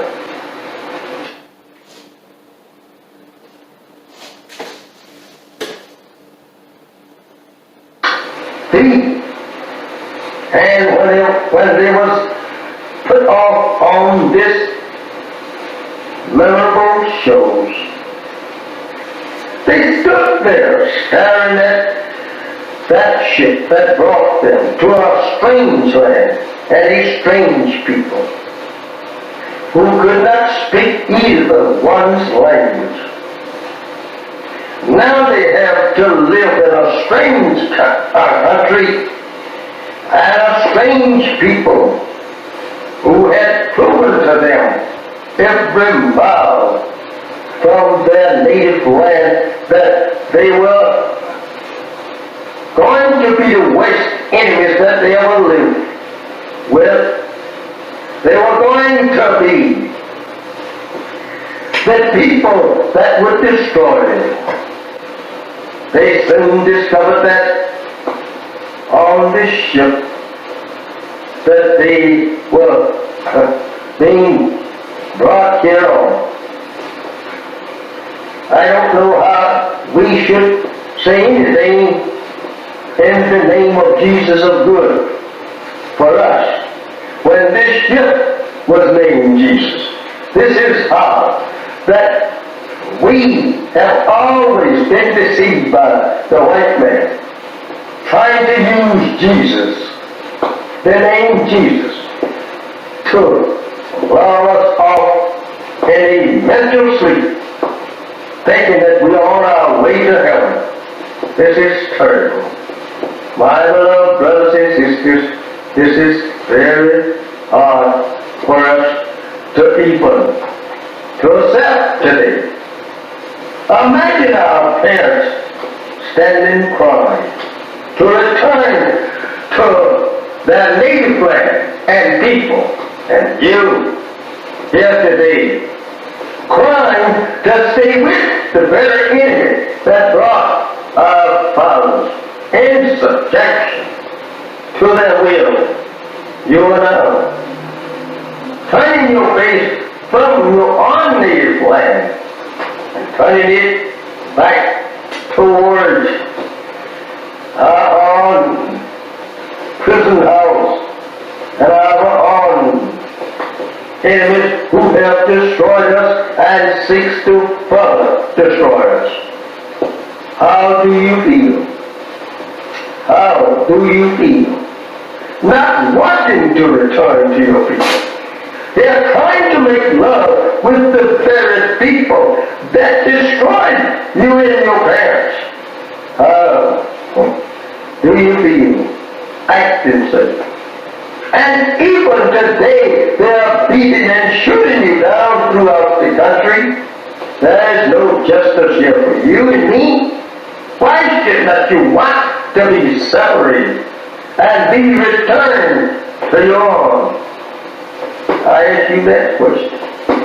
Think over your parents on the eastern shore of North America, crying and praying to God to be returned to their own 400 years ago. How would they like, or you like to see them rise up in the judgment condemning you for being such fools as now want to live in the land that absolutely enslaved them and killed them and beat them for 300 long years here.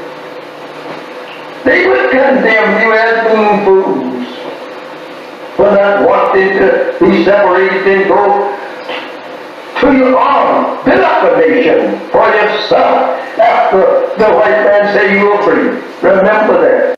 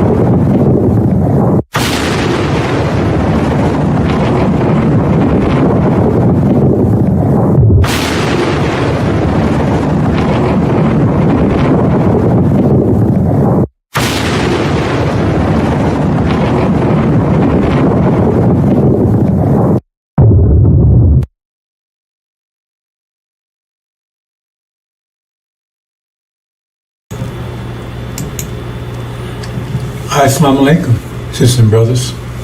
Sulman Rahim here, Veteran of Covenant. Okay, brothers, this has been a year now, and we're finally home after 40 years in Arabia. I'm reporting to you from Arabia. Finally home after 40 years. Right? And so we've been here a year now. And there was an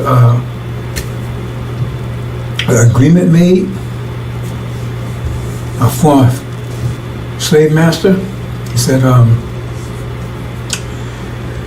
we had a choice. Stay here or leave. Right? So we chose our inheritance, Arabia. So we left. And half the original people decided they wanted to give up their inheritance and traded for a place in America and reconciliation with their former slave master. That's their choice. They chose, said, we don't want to go over to Arabia. We don't go over there sand and all that stuff. We want to stay here in America. We've been here all our lives, been here 40 years, born here, right? And we can make peace with our slave master. Okay, so they decided to stay. And so after a year, right, we get reports of how things are going over there. And it doesn't sound too good. How things are going over in America with their reparations. Because they was given, they got 6 states, I believe.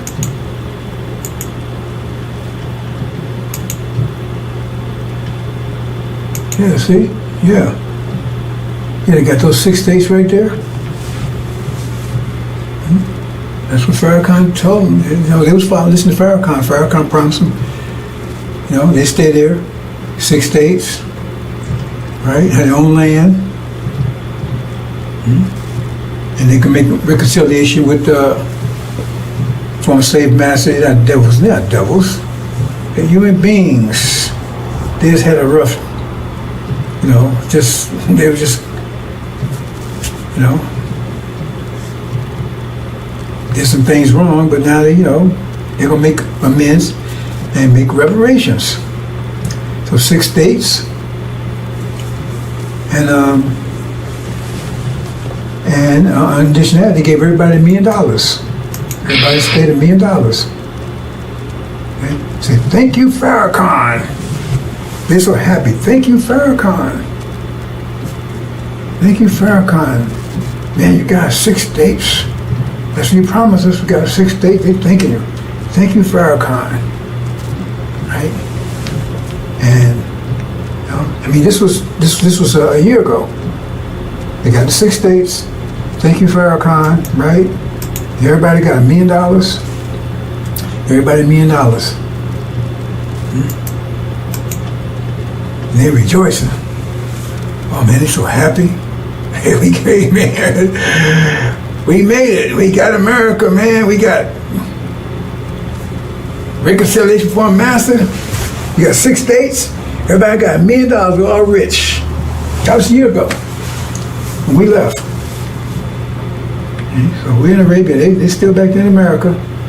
And now we're getting reports a year later. This was the way it was a year ago, man. They were so happy. They were so happy. Right? And now we get reports of what's going on right now. Let's see. Oops, it says a power failure. Great power failure in those 6 states. Power failure. And it's just those 6 states. Right? So, and now they had big and massive, they came asking to turn the power. Well, why can't they do it? Oh, Farrakhan didn't train anybody. He was telling you about 6 states, he never prepared you for them. So nobody knows how to do it. How to turn the power grid back on. So now he's begging, man, master, can you come and turn this thing back on for us? I mean, you would think that if he told them 6 states and promised them that he would have prepared them for it, right? Their schools and education, whatever they need for that. But now, I guess they didn't, because they said over there now he's begging the former master to come and turn the power back on. And then what? I mean, this is all that's happening now. I mean, I'm getting these imports in now. A year later, it's like they're coming in every hour. Power grid failure, right? Then say, oops, crop failure. All of a sudden, there's no. They say they looked at the farmers when they done it. Farmers said, "Oh." So then they asked, Master, what's happening here? How come you know? Right? Our crop. They found that the land they gave them wasn't that fertile. A year later, nothing's growing. Crop failure. And now they Master, what's happening here? Right? And then, I mean, all these things, every hour back's coming in, right? And then they look, you know, and they had, you know, a year ago they had plenty of food on the shelves, right? And now, they look there now and all the food's gone. It's gone. And she said, what am I going to do here? Food's gone. The house is empty. So he said, Master, we need some food. Well, how come you can't produce your own food? I mean, you want your own country. You got your own states. That's your country. Then you run it.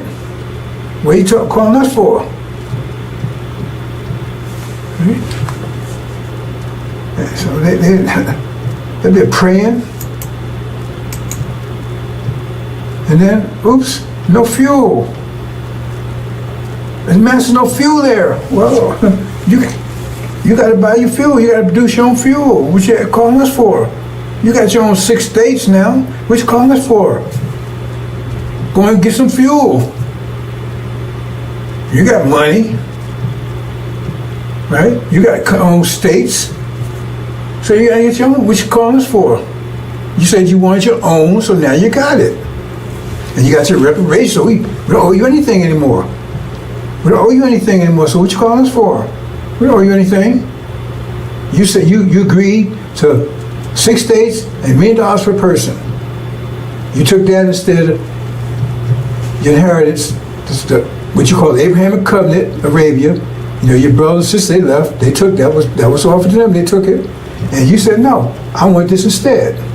So now you got it. So what you calling us for? Oh, no communications. Oh man. No communications, right?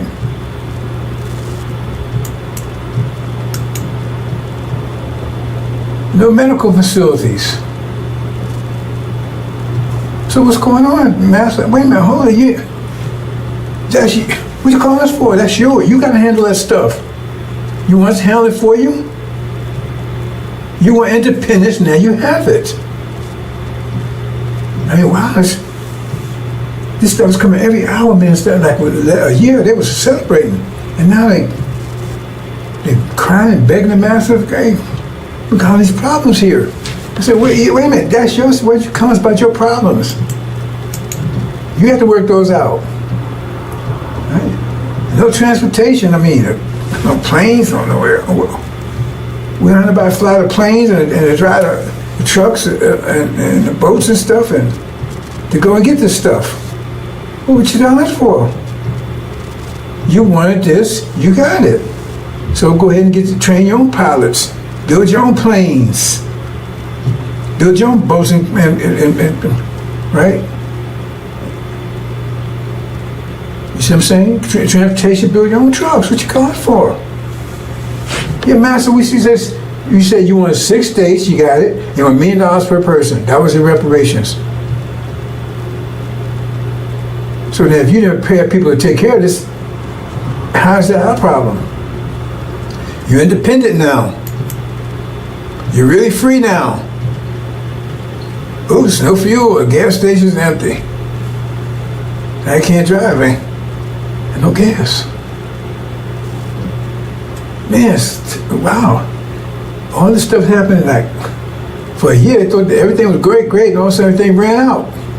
So I guess what happened?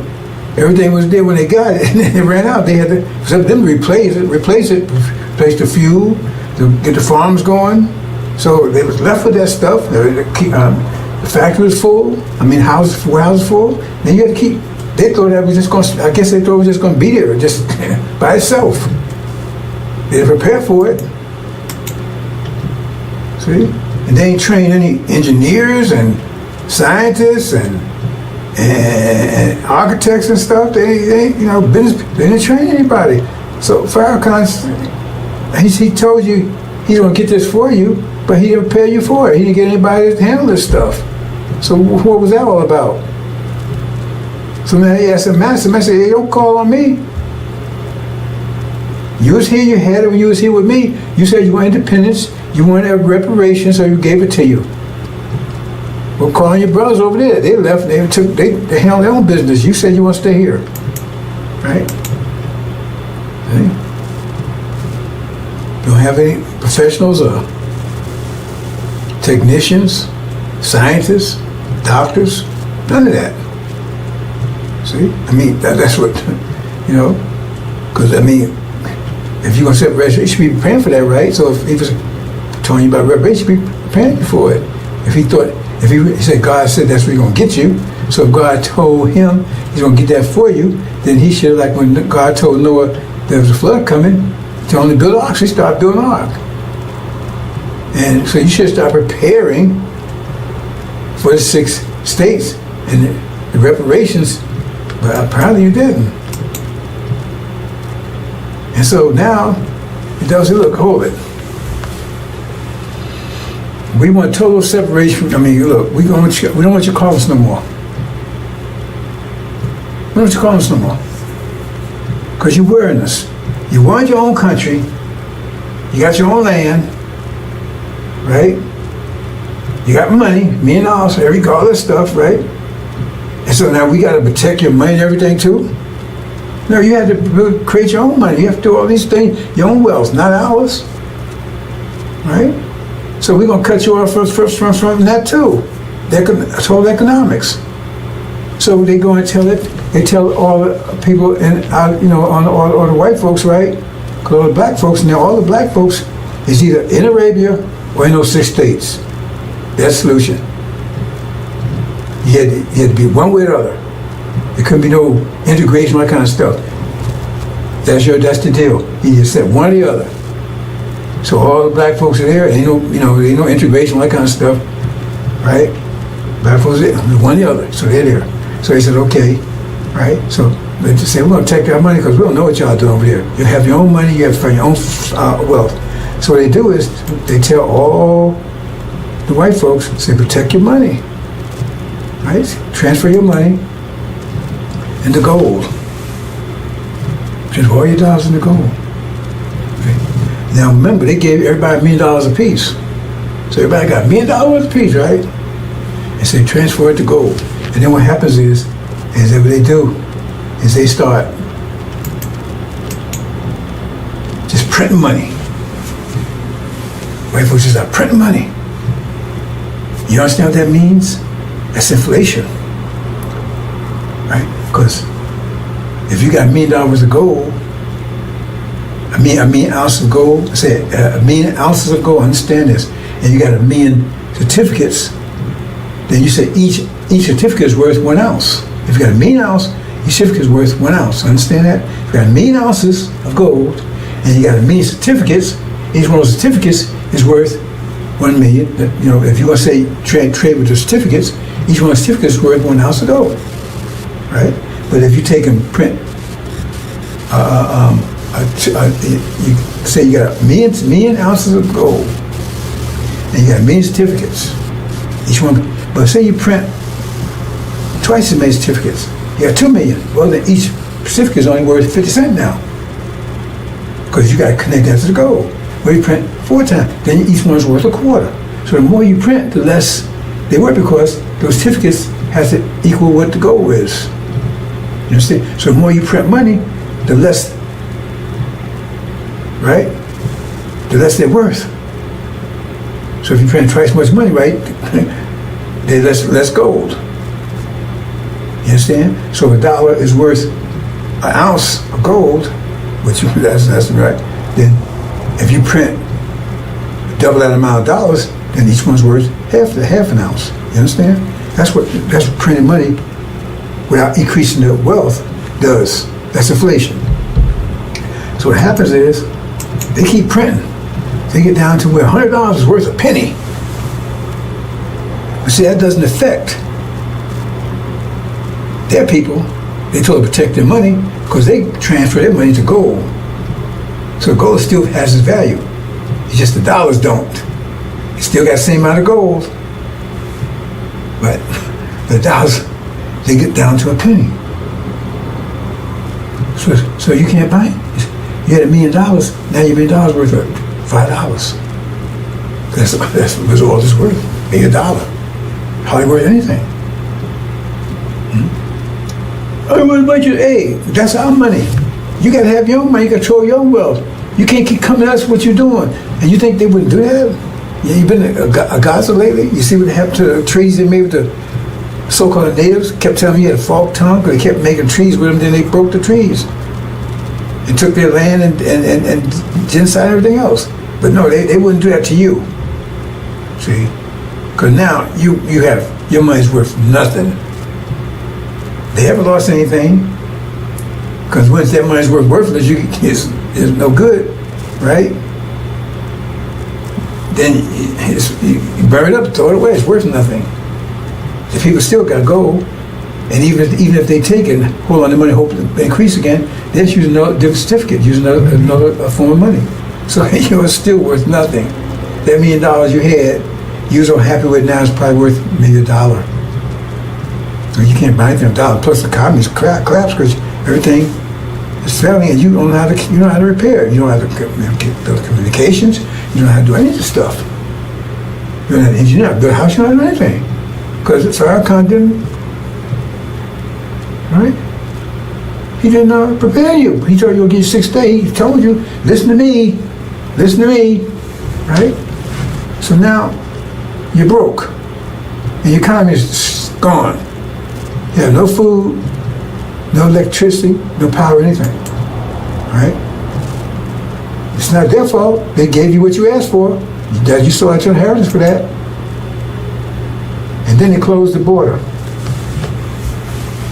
Because you're going to try to get back into America now. We want to come back in, Master. No, we don't want you back in here.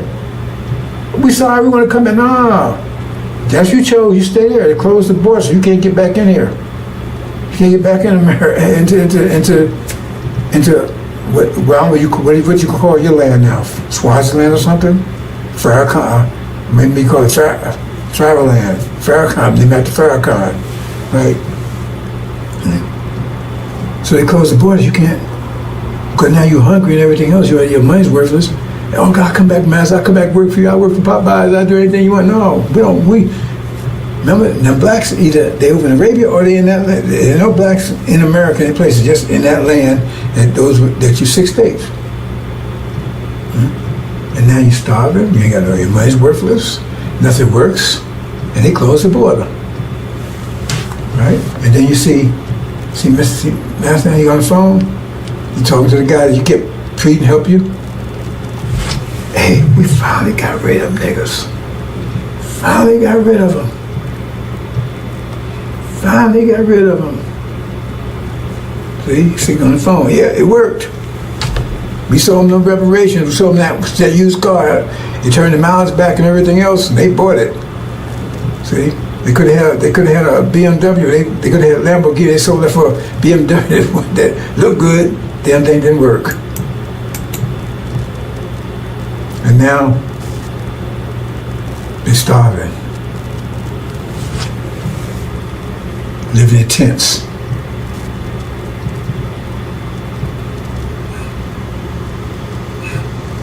Praying.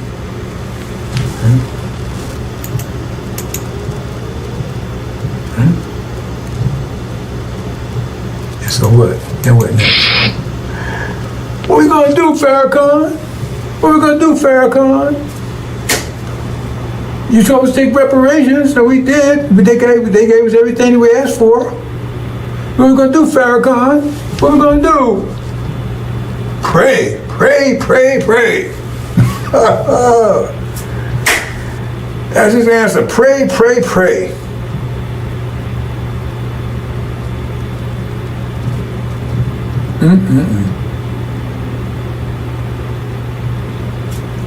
That's your reparations. Like Elijah Muhammad said, he had a big picture. We leaving, and blacks staying on the shore, the ones stay behind, and they was whooping their ass. Right?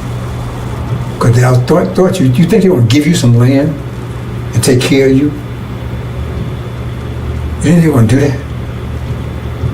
And go bankrupt, give everybody $1 million? You know how much that is? If it's 17 million, if it's 17 million times 17 million times a million is like $17 trillion, I think, something like that there. Then they're going to do all that for you. They want to get rid of you. So now they have succeeded. Because they closed the border. And what you going to do? You want to fight to come out? They closed the border. They got the military around there. They finally got rid of you.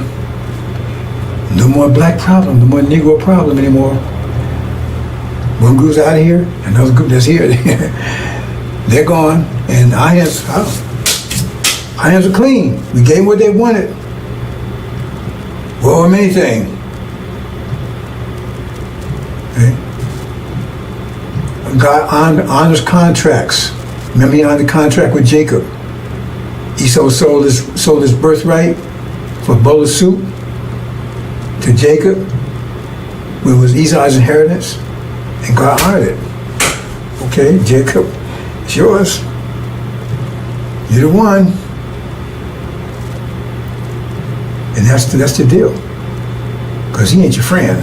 Farrakhan ain't your friend. Pray, pray, pray. That's the answer. This is homeland you was promised. You never rejected it.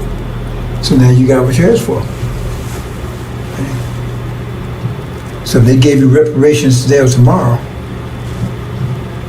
how would that scenario not play out like that? Well, they say, okay, you got it. Tell me how the scenario wouldn't play out like that. And tell me why they wouldn't do it. They love you so much, they're going to say, okay, we're going to take care of them. I mean, why should they go out their way to take care of you when you was right here? You was working at Popeyes and then they get up on Section 8, all that stuff right here where they, because they're trying to get rid of that stuff right now. Trump's trying to get rid of all that stuff right now. Because they're closing on you don't realize it. Anyway, that's just, that's what's happening over in America. Wow. Boys come here. Disaster over there. And, I just got a call. Oh, wait, hold it. Really? You serious? Our ambassador just got a call from I don't know what they call them. We call it Conland or something. I forgot what they some name to call it right there. That 6th day. They begged us to come and help. Can they come over here? Can we come and get them? Really? Can we come and get them and bring them? Oh no. Now he went and asked Master Farrakhan Muhammad, right? He said, no, hell no. We ain't going to get them. And I agree with that.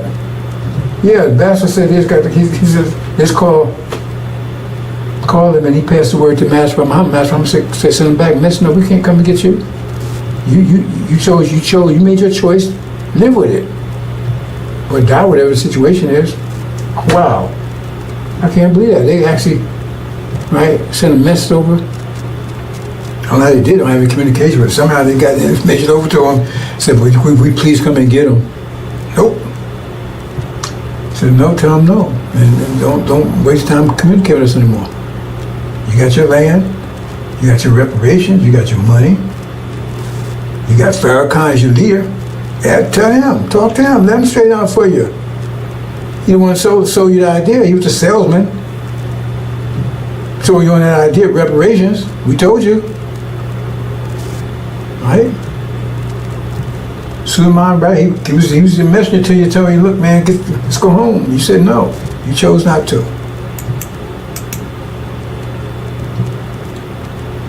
Okay, bro, that's a sad story. But I guess that's it. Is that it?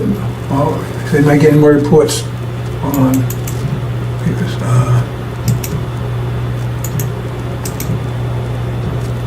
Okay, he says that was Master Farrakhan Muhammad's final decision, and I think they closed communications off from there. So, like I said, brothers and sisters, we got those. Wow, they came in.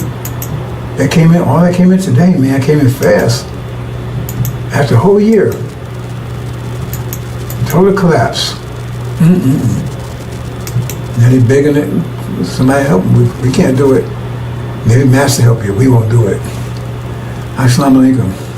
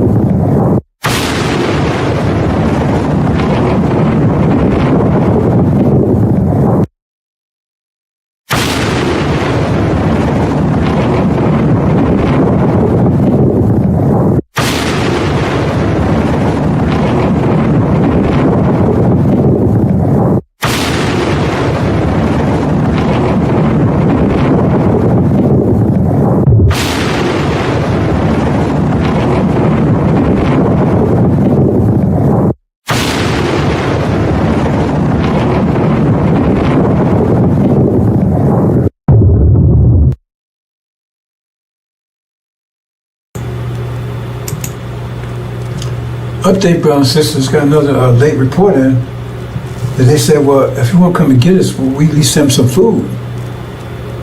They begged, said, please send them some food. Master Muhammad said, we not send them a damn thing, nothing, zero. He said, please just send some food. No, I just got that in. He says, if we can't come and get us, please send us some food. He says, no, he refused. That's the report. I just got the information from the ambassador. He said, they sent that, and he's read to me. He says, no. He said, please, just please send us some food. He said, no way. You made your choice, case closed. Okay, just got that in, brothers and sisters. Assalamu alaikum.